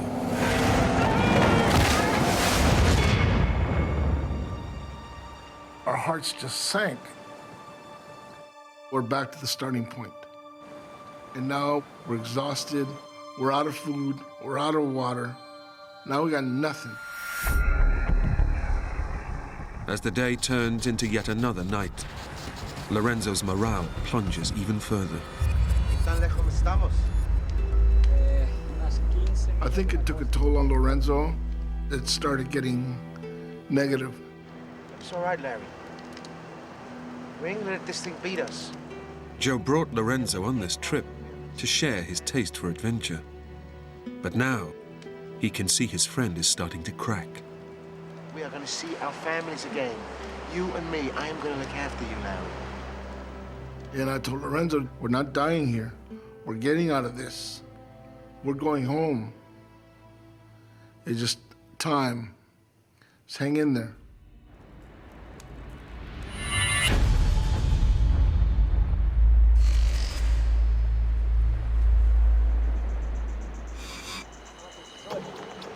The three men have managed to keep themselves going for 8 days. But in scorching temperatures, and with no food and hardly any water, injured Lorenzo is weakening by the hour. Staying on like that? Yeah. I saw him as my friend who needed my help. That's it. We would go in the water about 6:30 in the morning and start moving north.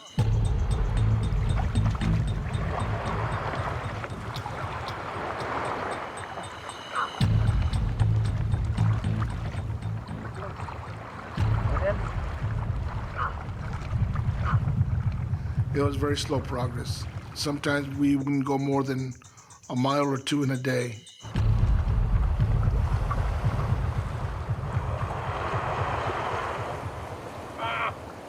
Around 1 or 2, we would start looking for a place where we could spend the night.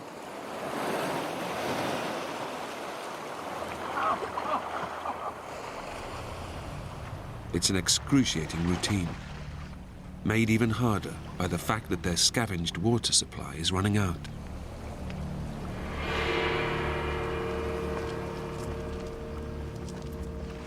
Those castaway bottles kept us alive. But as the days went on, we were finding less and less water. Water! We found maybe 6 ounces a day, maybe, that we would have to split 3 ways.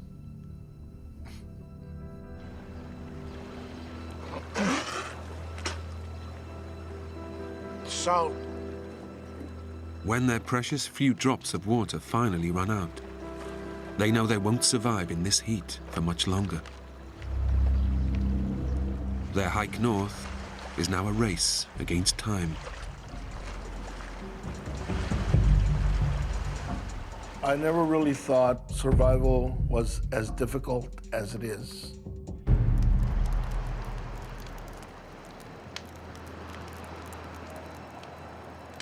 After a week stumbling through the water, Joe has deep cuts in his legs. They're becoming infected, and blood poisoning is now a real threat. If it sets in, it could kill him within hours. This could be a lost cause. I could die here. And I told him, look, I'm gonna write a letter to my wife and my kids in case something happens to me.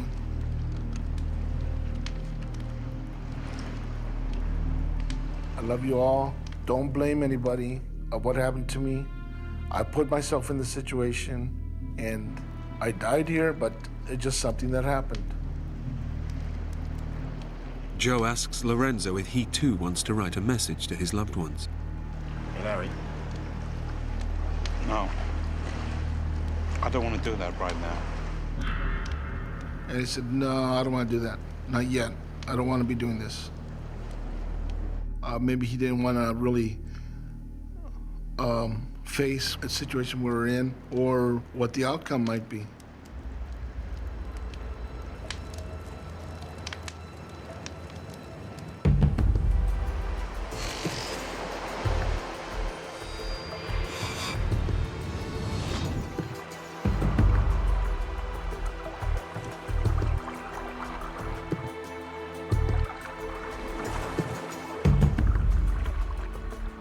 Ravenously hungry, the three men are desperate for anything to eat. Joe resorts to pulling tiny sea snails from the rocks.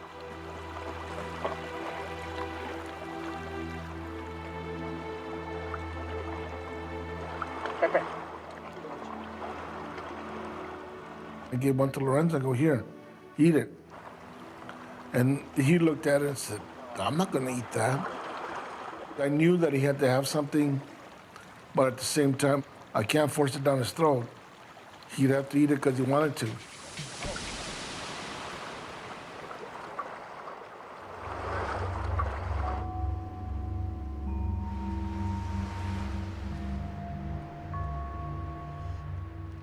When the sun is gone, the temperature plummets. So far, they've kept warm with driftwood fires. But now, disaster strikes. What happened? It broke. The lyre it just fell apart in his hands. The salt water had just eaten it. From now on, the men have only each other to keep warm. With death closing in, the men are unaware their families have been searching for them. But they've joined the rescue teams that believe the men are fishing on the east side of the island. After 6 days searching, Joe's son calls home with devastating news. He says, I can't find him. He's not there, Mom. I don't know if we'll ever find him. And he was heartbroken. After 8 days missing, the search is finally abandoned. The men are feared lost at sea. I had given up hope. The reality of it was he was dead and wasn't coming back.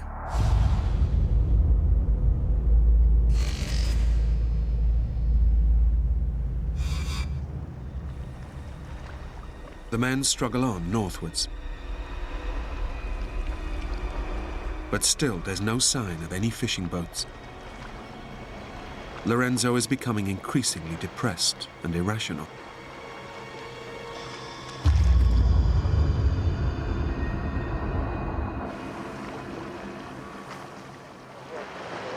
Stop! We gotta go back. I lost my glasses. We gotta go back. I want my glasses. Things are gonna be okay. He just totally panicked. He lost it. They're my glasses. I need my glasses. You got me. I need my glasses. I need my glasses. I'm trying to convince him, okay, look, now I'll be your eyes. But there's no consoling him. For him, it was the end of the world. Lorenzo was starting to lose touch with reality.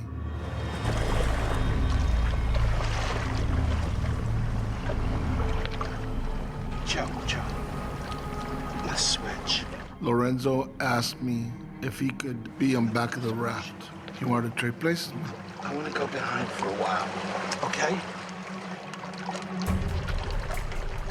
Delirious with dehydration, Joe takes up his friend's offer of a ride, without realizing how desperate Lorenzo's condition has become.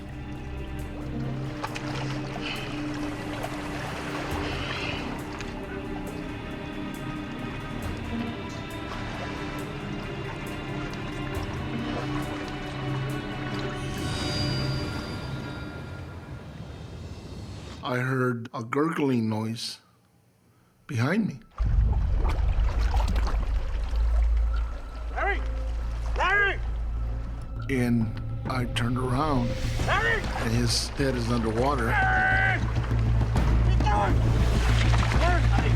Larry! I told Pepe, he's in trouble. We must get him out of the water. Ayúdame, Joe. Joe, ayúdame. Joe, agárrale los brazos. Larry! Larry! Get him up!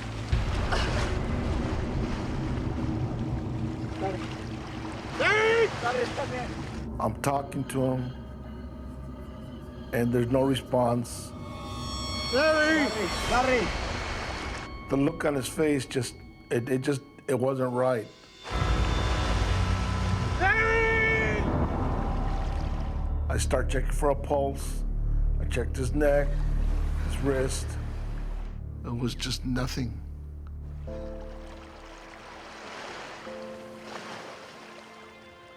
After 12 days, battling to stay alive, Lorenzo has finally succumbed.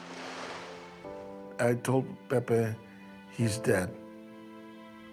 He passed away.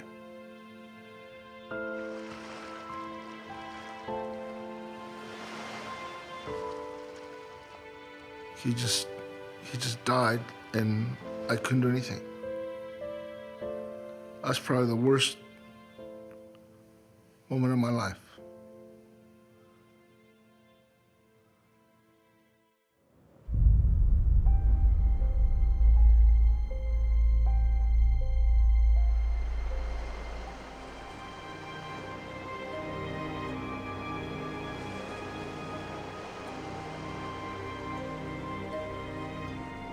At first, I was angry that he abandoned me. We should be seeing this through the end. But then I realized it was a big ordeal for him. And his body just gave out.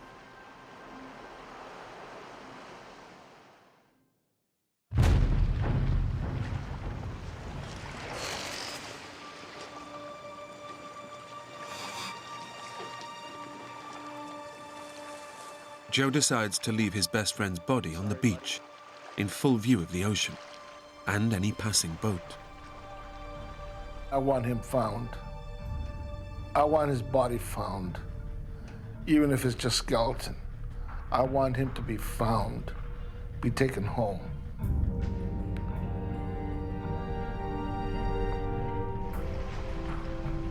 I'm gonna come back for you. I said my goodbyes to him, and I told him that I have to leave. It broke my heart.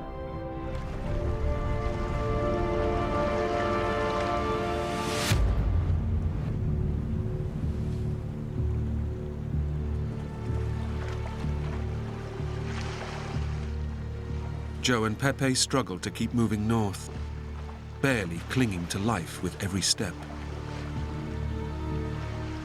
We were living moment by moment. It was no longer, can I do the 10 more feet? It was right now, can I take another step?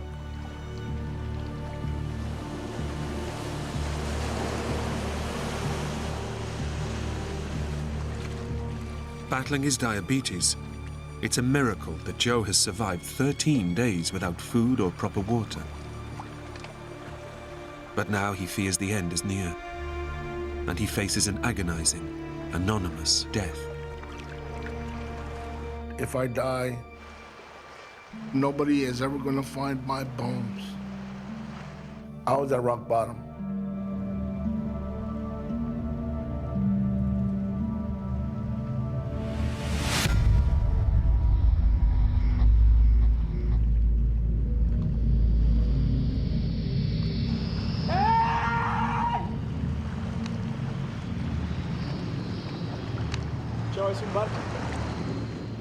Pepe turns around and yells at me, "Did you see that boat?" He was very excited.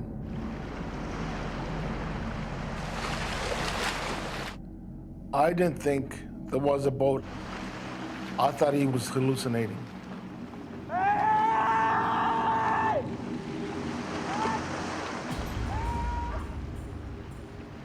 All of a sudden, I'm alone.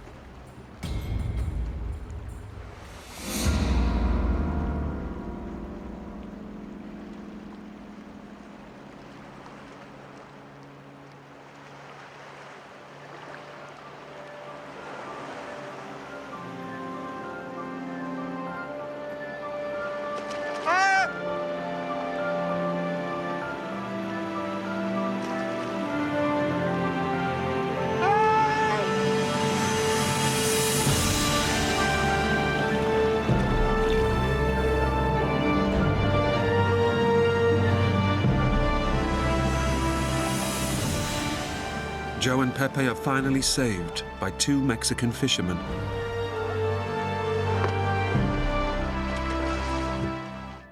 It was exhilarating to see this boat.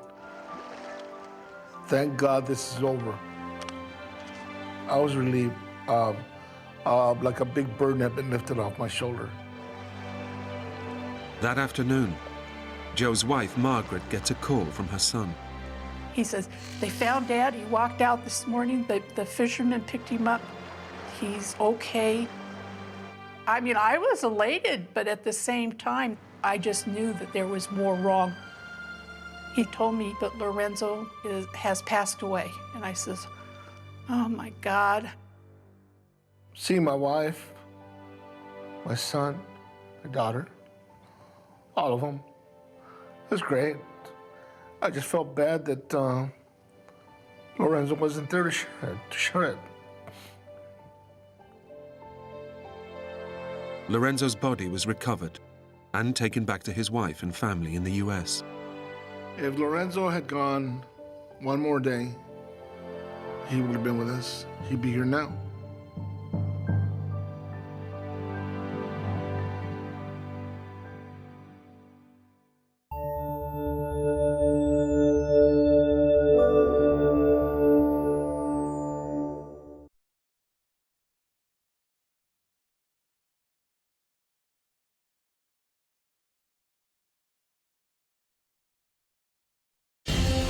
When Benedict Allen and his dog Cashew set out on the adventure of a lifetime, his childhood dream soon becomes a battle to survive.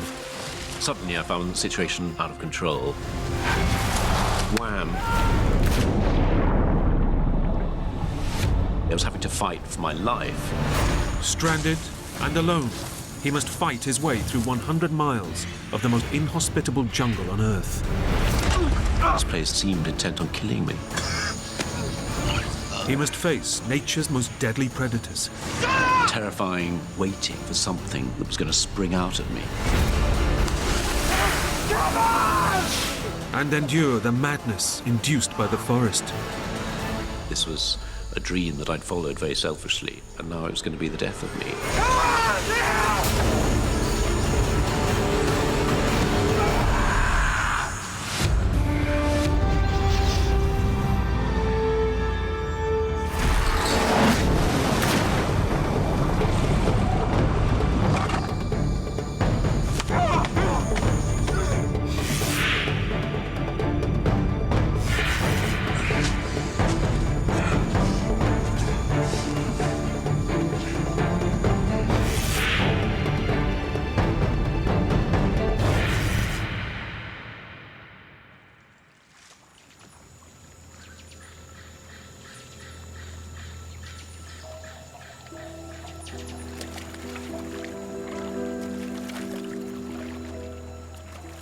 "22-year-old Benedict Allen has always been a dreamer, and he's living his biggest dream yet.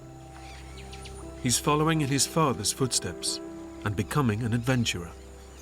My dad was a test pilot, and it was very exciting having this glamorous father who used to fly these planes over the house. And I just assumed that one day I'd be an adventurer of some sort, just like my dad.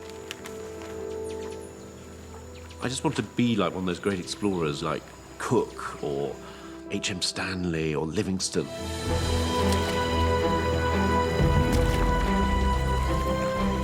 And for his first expedition, Benedict has come to the greatest wilderness on Earth, the mighty Amazon rainforest.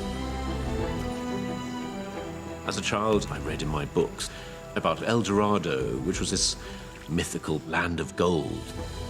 But no one found El Dorado, and I thought one day that would be my destiny.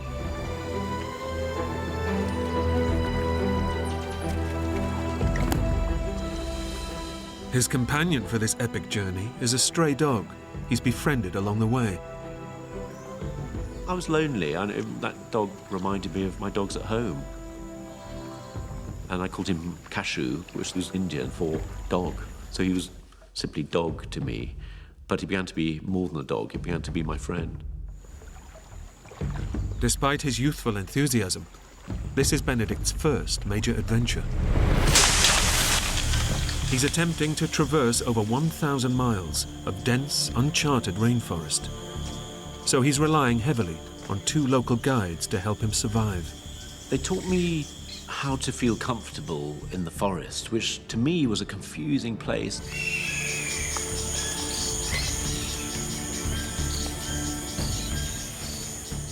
They began to show me what I could eat and what I had to avoid, how to hunt.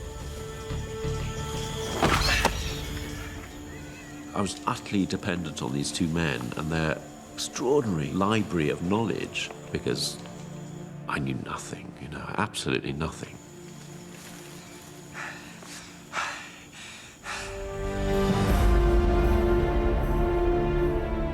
For 3 months, they head deeper into the vast rainforest and are nearing the supposed location of El Dorado, the city of gold. But Benedict has been warned of the dangerous illegal miners that have been drawn here. And there are troubling indications that they are not alone. The signs were ominous from the beginning. The water, just empty cachaça bottles. Cachaça's a sort of cheap rum. There was a sense that there were outsiders in the forest.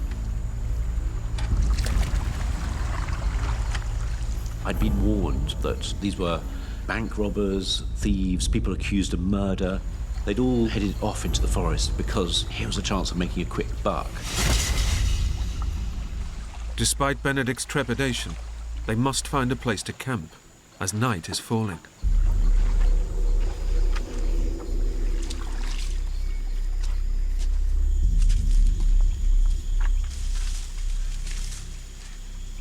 We went off through the trees, and suddenly we stumbled across this small settlement.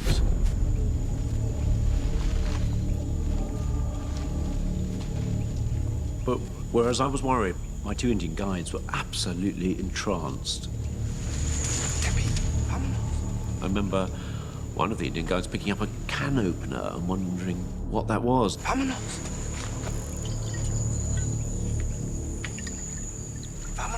Suddenly, this character, Mendez, arrived.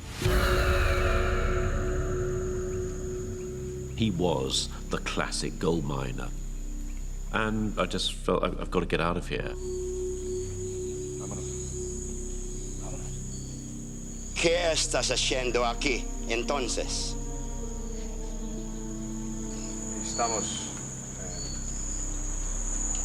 Estamos buscando El Dorado. ¿El Dorado? Estamos viajando al sur por la boca del Amazon. No, mi amigo. Si viajas para allá, muy peligroso. Los rápidos están lucidos, pero puede ayudarte. Mendez said to me, look, I'll be your guide. I'll take you down the river towards El Dorado. Furthermore, I know a track. You'll be able to walk from the river to the outside world. ¿Está bien? Divertimos. And I thought, well, maybe I've misjudged this gold miner. Maybe he isn't that bad. But I thought I should go along with this plan. I'll be heading in the right direction at least. Bien.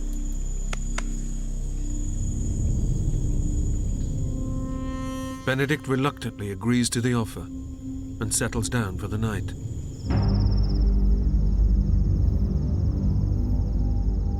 But as the night wears on, he has a growing sense that all is not what it seems. That night, I woke up in my hammock feeling that something was wrong. Just an uneasy feeling, and I remember thinking, I've got to check on things.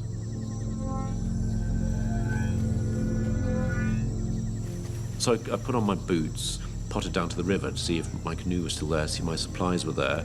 I think effectively I was making sure that my exit was okay.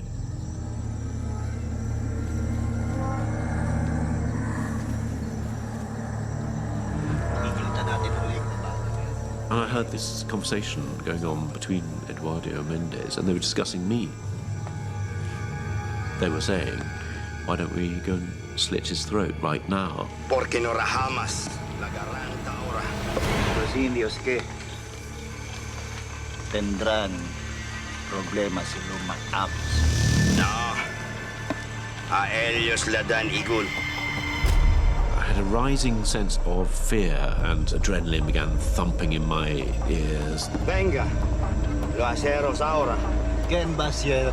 No lo haré cuando está durmiendo. And I realized I'm just going to be killed. These are my last moments alive. I just thought, go, I have to run, get out of here. Gathered my hammock together, my mosquito net, ran to the canoe. And suddenly, I was in the darkness in my canoe with my dog. And with his loyal friend Cashew, Benedict makes it away from danger. My first thought was relief.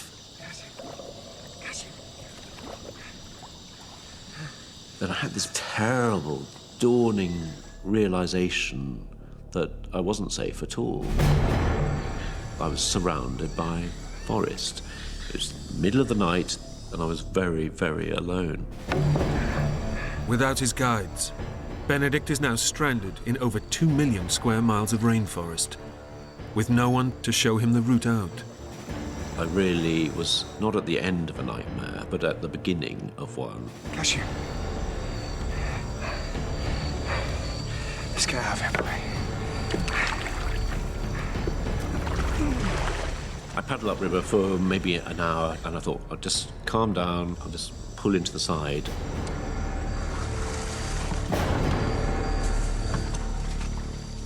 Made a little camp and thought, I've got to come to terms with this new situation. And the situation was, my childhood dreams were over. And I felt, I've got to get out of here, got to get out of here. And there was blood pounding through my head. I did not know what was out there in the forest. And I didn't know myself, really. I didn't know whether I had it in me to survive.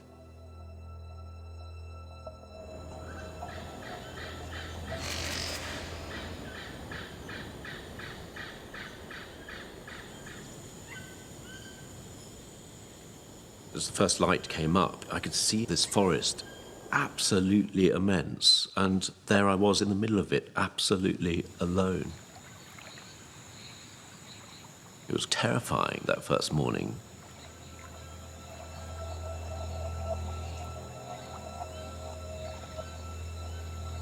But after a little while, I thought, no, come on, pull yourself together. It's the first day.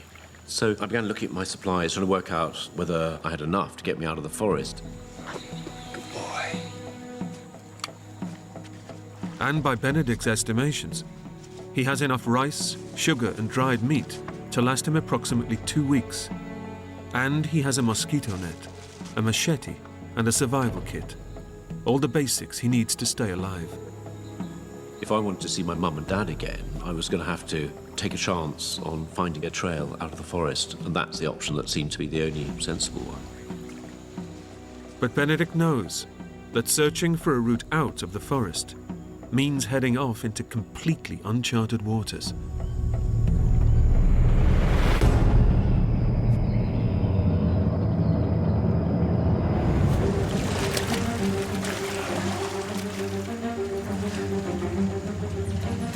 I was actually going into the interior. I was heading upriver. So for the moment, until I found that trail, I was heading into oblivion.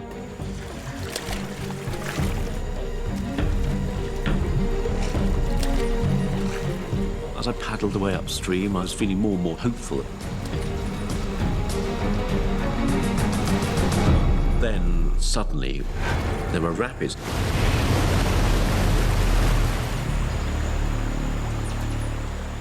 And I remember thinking, come on, Benedict, pull yourself together. You've got to get out of here. Spent a lot of time dragging the canoe through the rapids.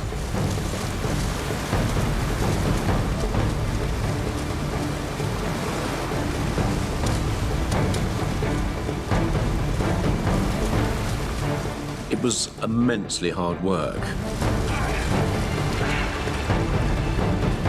It just seemed relentless that I was just fighting all the time, this river.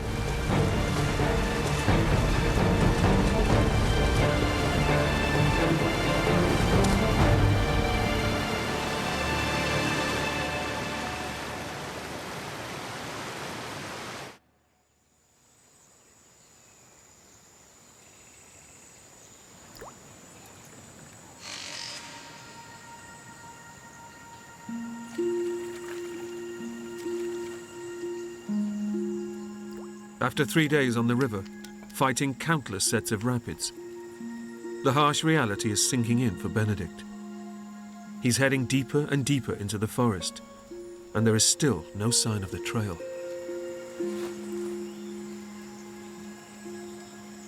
By the third day, all my early enthusiasm had drained away. I kept on thinking, how many rapids are there? They weren't marked on any map. It just seemed relentless.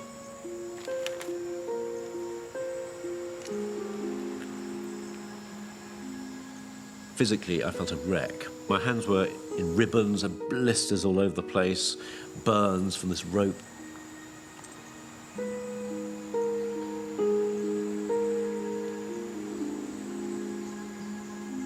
The big question mark was how long I could keep on going, and it wasn't that I was running out of food, I was just running out of belief in myself.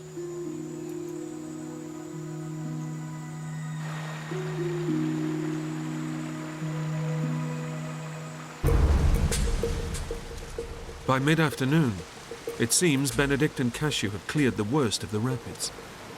They can now continue to search for a way out of the forest. I remember starting to paddle my way into the clear water, but I hadn't quite got far enough. Suddenly I found the situation out of control. I started going backwards. It became absolutely terrifying. I realized that I was fighting for my survival. I had to keep this canoe upright. But then, wham! The canoe shattered with the impact. Everything now ended up in the water. The dog, the supplies, and me. It was a moment of absolute terror as I realized not only was I losing my possessions, but actually I was having to fight for my life.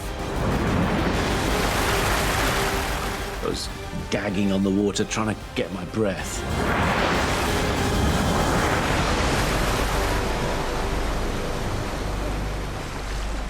Finally got some purchase and waded my way towards the riverbank.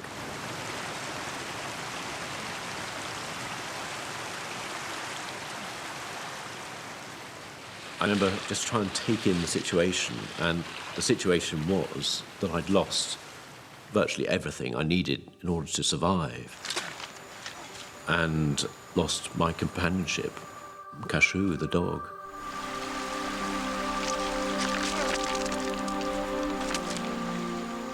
Yeah, it was a sad moment just because he was my friend, my companionship. He was everything to me. And as Benedict sits on the riverbank, he realizes that along with Cashew, his hopes of survival are slowly drifting away.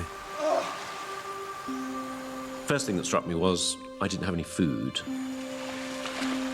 Then I realized I didn't have a hammock, didn't have my mosquito net. There were so many worries going through my head. Would I end up starving to death? Would I die slowly of malaria? It was difficult to imagine how I was going to end up, but whatever way, it didn't look likely that I'd ever see my family again. Benedict knows that no one will be looking for him, because his expedition is not due to finish for at least 3 months. And with no food or medical supplies, he'll be lucky to survive a week. The situation was beautifully clear in a way. If I stayed where I was, I thought I would just die. I thought I've just got to get out of this place. I thought, what have I got to get me out of the forest? There was an old rucksack. There was a water bottle, a machete, but above all, my survival kit. Fishing hooks, fishing line, distress flares, spare compass. So key, simple things. I got out my little notebook and I made a little map. Anything I can remember, I put onto this map. Benedict realizes that the river is no longer a viable route, and the only possible way out is to walk directly into the jungle and attempt to hike out on foot. So I drew a little dotted line, and that would be my route out of the forest.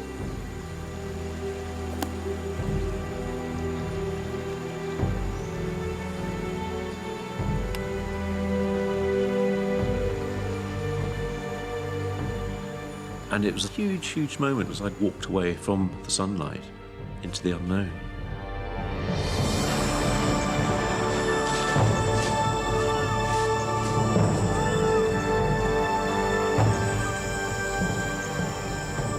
And Benedict heads into one of the most inhospitable places on Earth, the Amazon rainforest.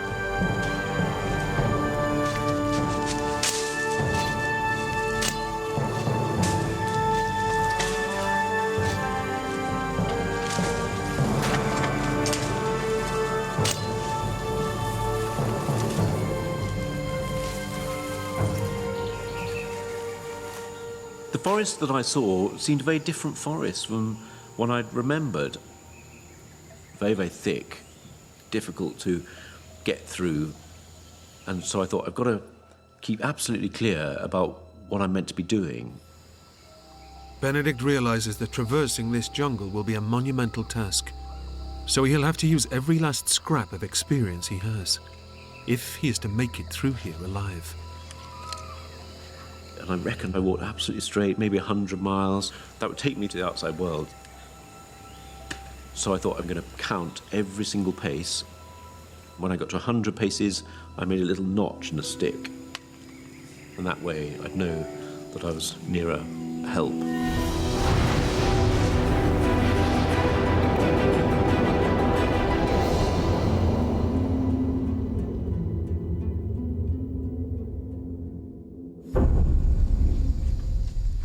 For hours, Benedict fights his way through the jungle. But as night falls, he can go no further. And when the sun goes down, the searing temperatures plummet. So he makes a shelter, using a technique he learned from his guides.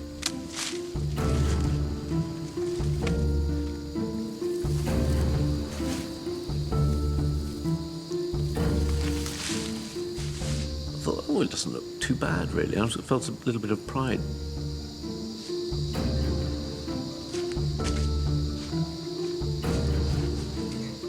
And then lay down and realised that I was wet. There's more dampness coming up from the ground. I lay there, sweating away, and then felt incredibly cold. The brutal reality is that Benedict isn't prepared for this at all. In the 100% humidity, he has no way of keeping dry or warm, and with his mosquito net gone, no way to protect himself against the deadly disease he fears the most, malaria. Then the insects started moving in, and a long night began.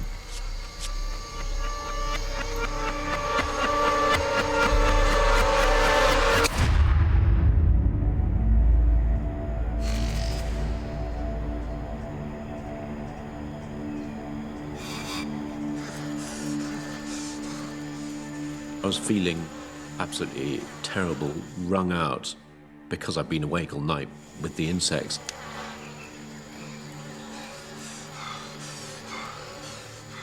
And I had to light a fire and dry out my clothes just to fend off this clawing wetness which wore you down. I felt very burdened by the forest. I just thought, I've got to get out. I've got to get out of this place. Benedict resumes his hike towards the outside world, but so far has only managed 4 of the 100 miles he has to traverse. It's been 4 days since he last ate, and he's beginning to weaken. I was starting to feel hunger pains. And I knew that unless I sorted out some sort of way of getting food, I was just going to die of starvation. I started to think how I could get nourishment from this place that seemed intent on killing me.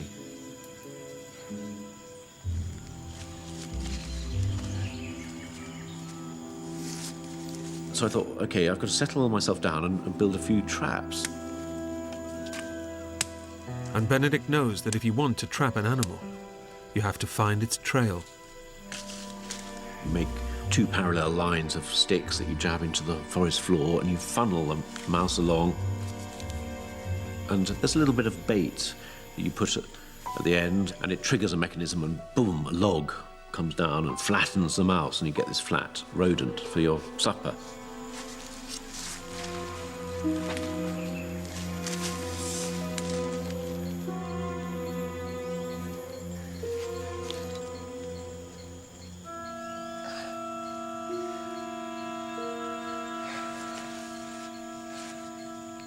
It's so time-consuming to even fashion these things, but waiting for an animal to come along, I found absolutely exasperating.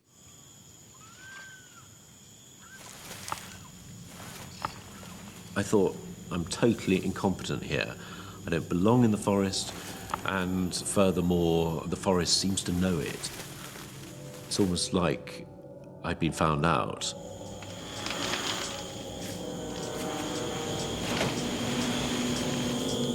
Every species here has learned to survive, and those that aren't good enough die.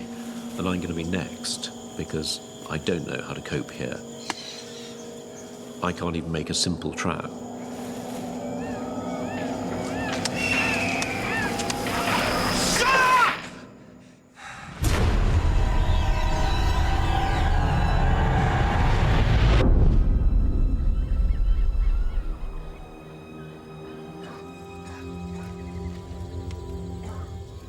I began to dread every evening. It was a question of trying to light fires, then I had to find water to boil so I could drink it.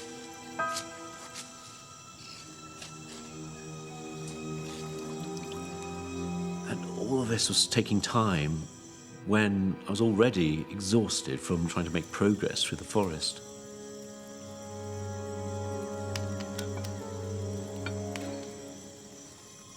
I used to dread the loneliness of night and wish for the morning again, but in the morning, no relief.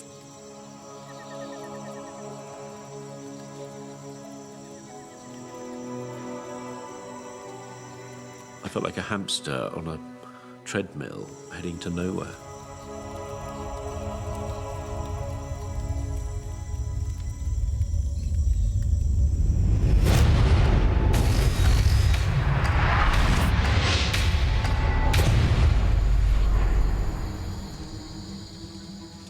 Benedict has managed to fight his way through 25 miles of jungle, a mere quarter of the distance he believes he needs to travel to reach the outside world. The only food he's eaten are the tips of ferns, but it's not enough, and he's beginning to experience the first effects of starvation. My hunger was really bad. I felt weak. I was doing less and less miles every day and feeling more and more confused. And weakened by hunger, his body is becoming too frail to withstand the jungle's constant onslaught. Insects were more of a problem, and so were the bites. Some of them were starting to fester and weep. All of this was sort of visible evidence that I was being attacked.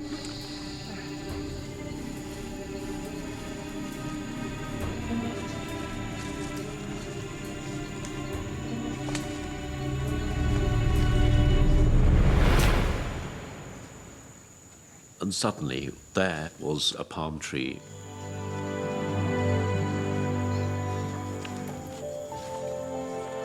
It was a Malaria palm.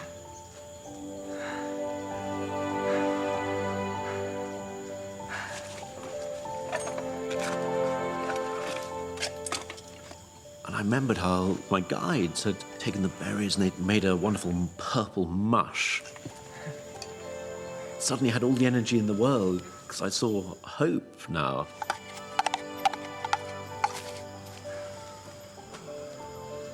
I drank down this wonderful, nutritious liquid. God, it felt so good to have my stomach full.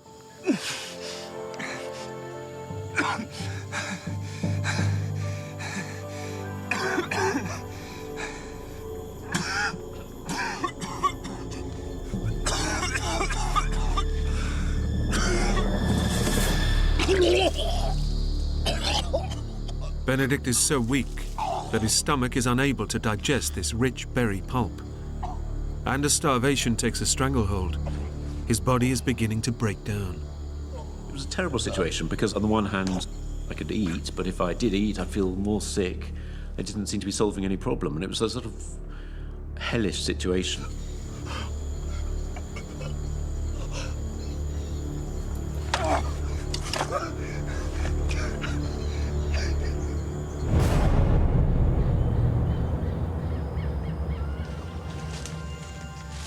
Despite his sickness, Benedict pushes onwards, but he's getting weaker by the hour, and it's not just the result of malnutrition. Gradually, I realized I was succumbing to something. Sweat was becoming more and more obvious to me. Looking at my hand, I'd see it shaking and shaking.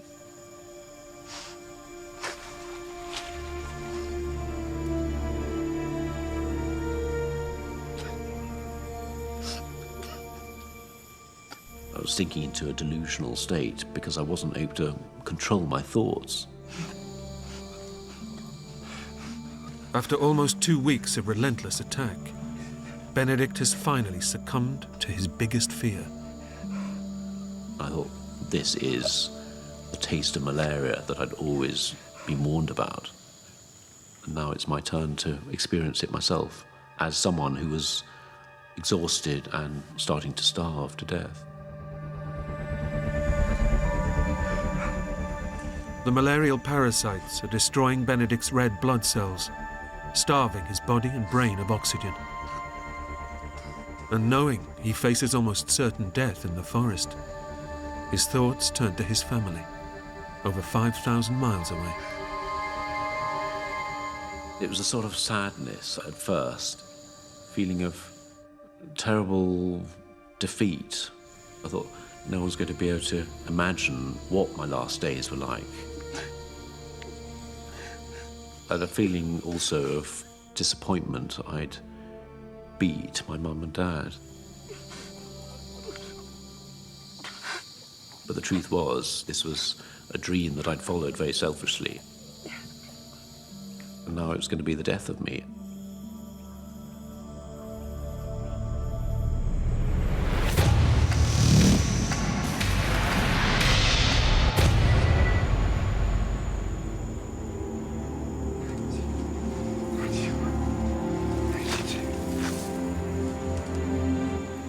As the fever began to kick in, my progress became even slower, and it was becoming a fight just to put one foot in front of the other. And my hope of getting beyond the trees was fading away.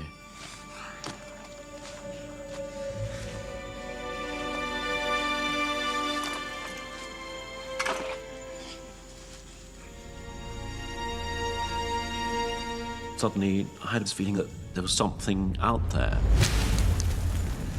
as if something was stalking me. And I thought, come on, Benedict, keep control, you're losing it, you're losing it. Suddenly, I heard this rustle, and my worst fear was that it was a jaguar. And it was terrifying, waiting for something that was going to spring out at me. Come on!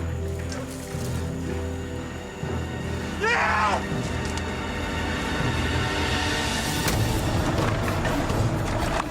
I fired off a couple of distress flares.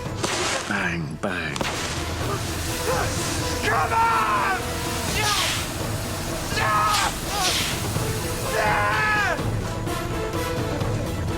And nothing.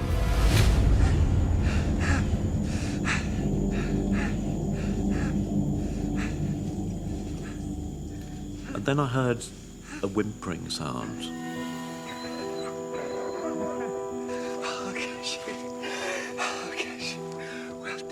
Incredibly, after vanishing in the rapids 2 weeks before, Cashew has tracked his old friend through 40 miles of rainforest. And all at once, the horrors of his situation seem to drift away. It suddenly felt like I'd been given a miracle, a sign of hope that everything was going to be okay again. I had someone who could understand what I was going through. That restored a lot of myself somehow that I'd lost, that had been taken away by the brutality of the forest. Cashew's reappearance has lifted Benedict's spirits and reinvigorated his determination to get home. But he's desperately malnourished, fighting a killer disease, and rapidly running out of time.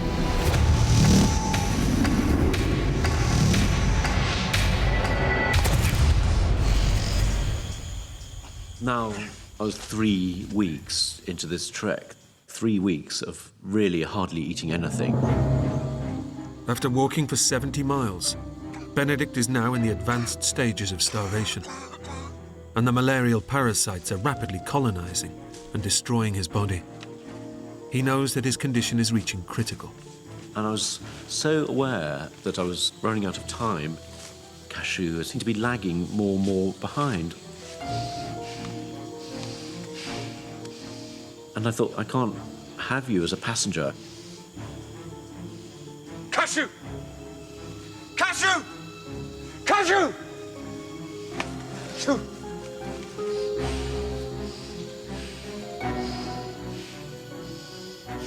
I began to think, hold on, there's all this flesh on you.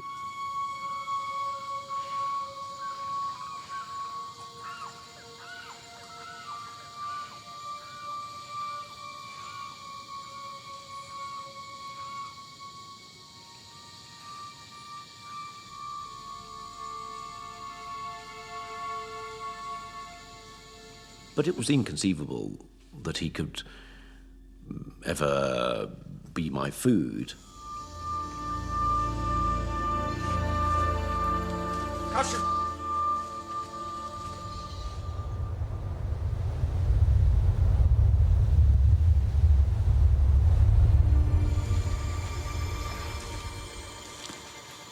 As the day wore on, I began pining for water, and I realized I wasn't just starving, I was dehydrated.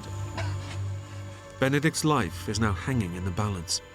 The combined effects of starvation and malaria mean that he must take on more and more fluid, but it's becoming ever harder to find. And whereas a normal person can last 3 days without water, in his condition, he won't last 24 hours. I was desperately licking leaves, I was licking stones just to get a bit of water into my system, just to sustain myself.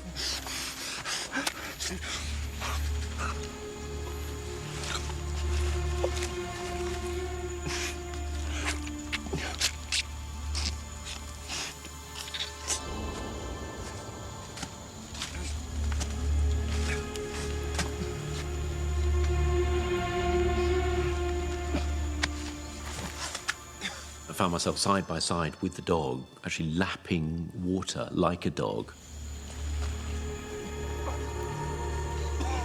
I thought the animal in me is coming out in order to persevere.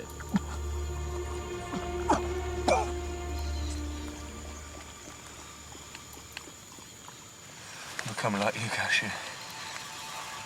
I was in a desperate state.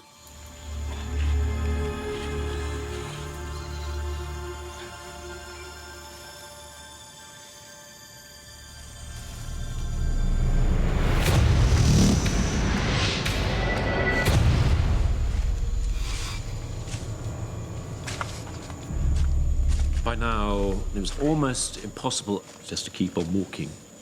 It was a real crisis point. Mentally, I had less of a grip on what was going on.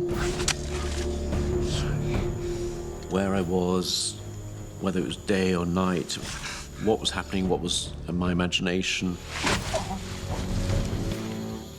It was very, very clear that I had less and less sense of who I was. By now, Benedict is so emaciated, and the malaria is so advanced, his brain is beginning to shut down. And as his clarity and sense of self dissolves, he knows that his death is creeping ever closer. I was in blind terror, really, that these were my last sane hours. I write repeatedly, no need to die, no need to die, no need to die. And Benedict realizes that unless he eats immediately, this could very well be his last day alive. One way or another, the moment came when I just thought, this is it, this is the day.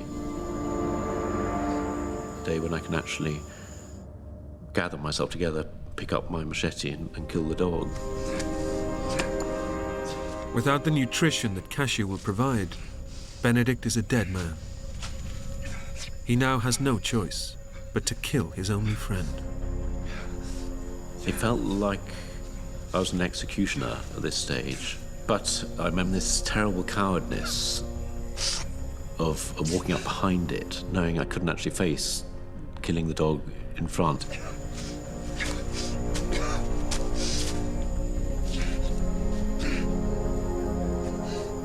I struck it a blow on the head from behind.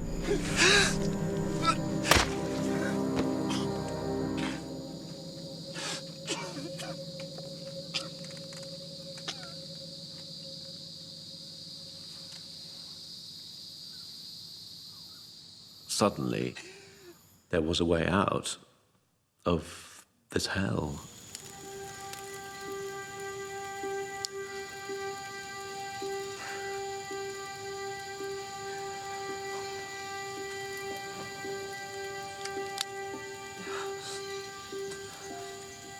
For now, I'd concentrate on the most nutritious parts, the kidneys, the liver, heart, and I put them on the fire.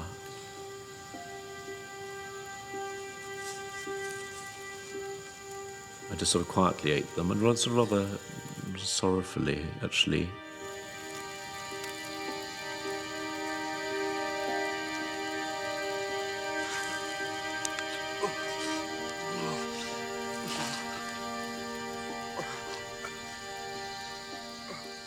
But Benedict cannot ingest the meat.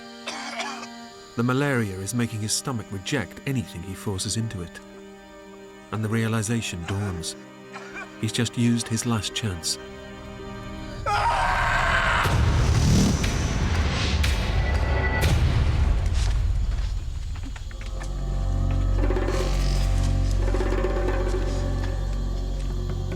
When I thought it couldn't get any worse. It did get worse.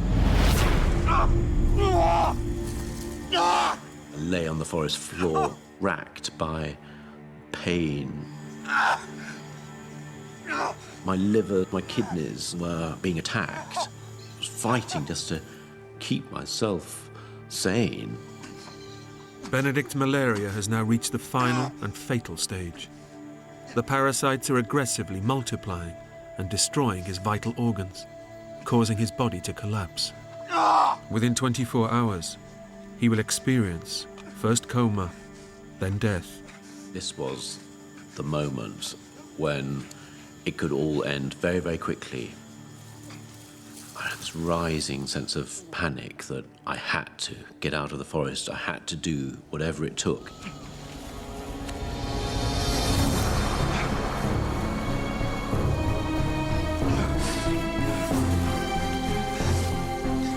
Whatever happened, I had to keep moving.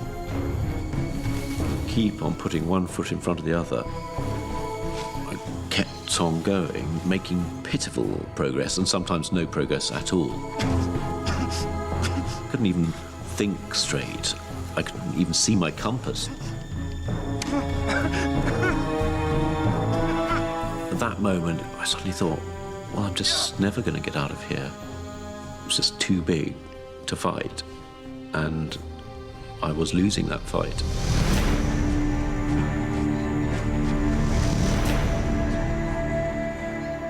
Benedict simply cannot go on. He's just too weak, too ravaged by disease. It was a terribly lonely moment, thinking this is the end.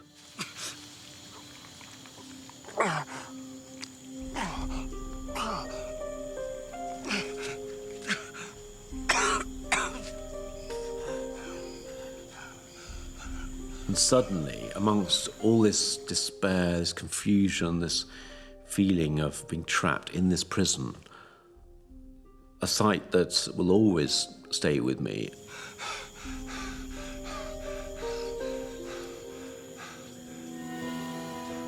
I saw this cut branch.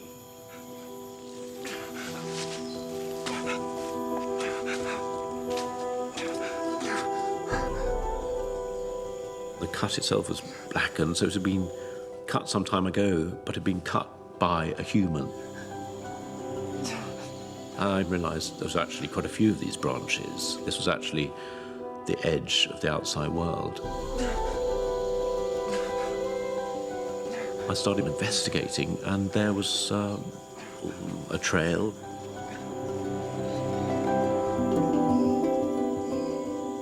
And then extraordinary thing of just seeing daylight, and it's still emotional to me, just this reconnection with the outside world.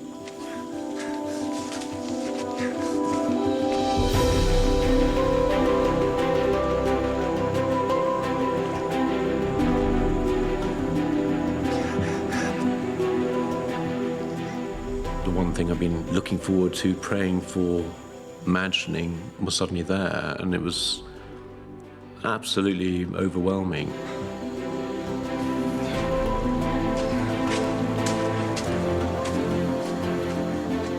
And I found myself in the back of a garden. There, ahead of me, was a little hut, and there was a little man in front. And he was just standing there with a look, not of welcome, but of horror.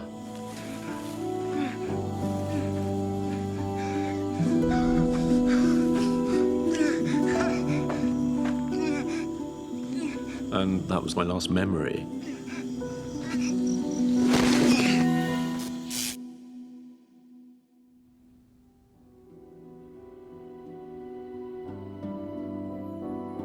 Having recognized the symptoms of malaria, the farmer nursed Benedict for 3 days before he was driven to a hospital in Macapá, where he made a full recovery.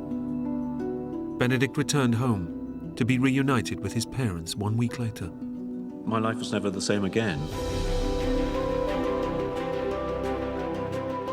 And Benedict has been exploring the world ever since, fulfilling his dreams of becoming a renowned adventurer, just like his father. I've been going off to the jungle, going off to the desert, going off to the Arctic, pushing myself to the limit, trying to touch that experience that I had that was so profound. That has always haunted me, and it's something that'll always be with me, and it's steered the rest of my life.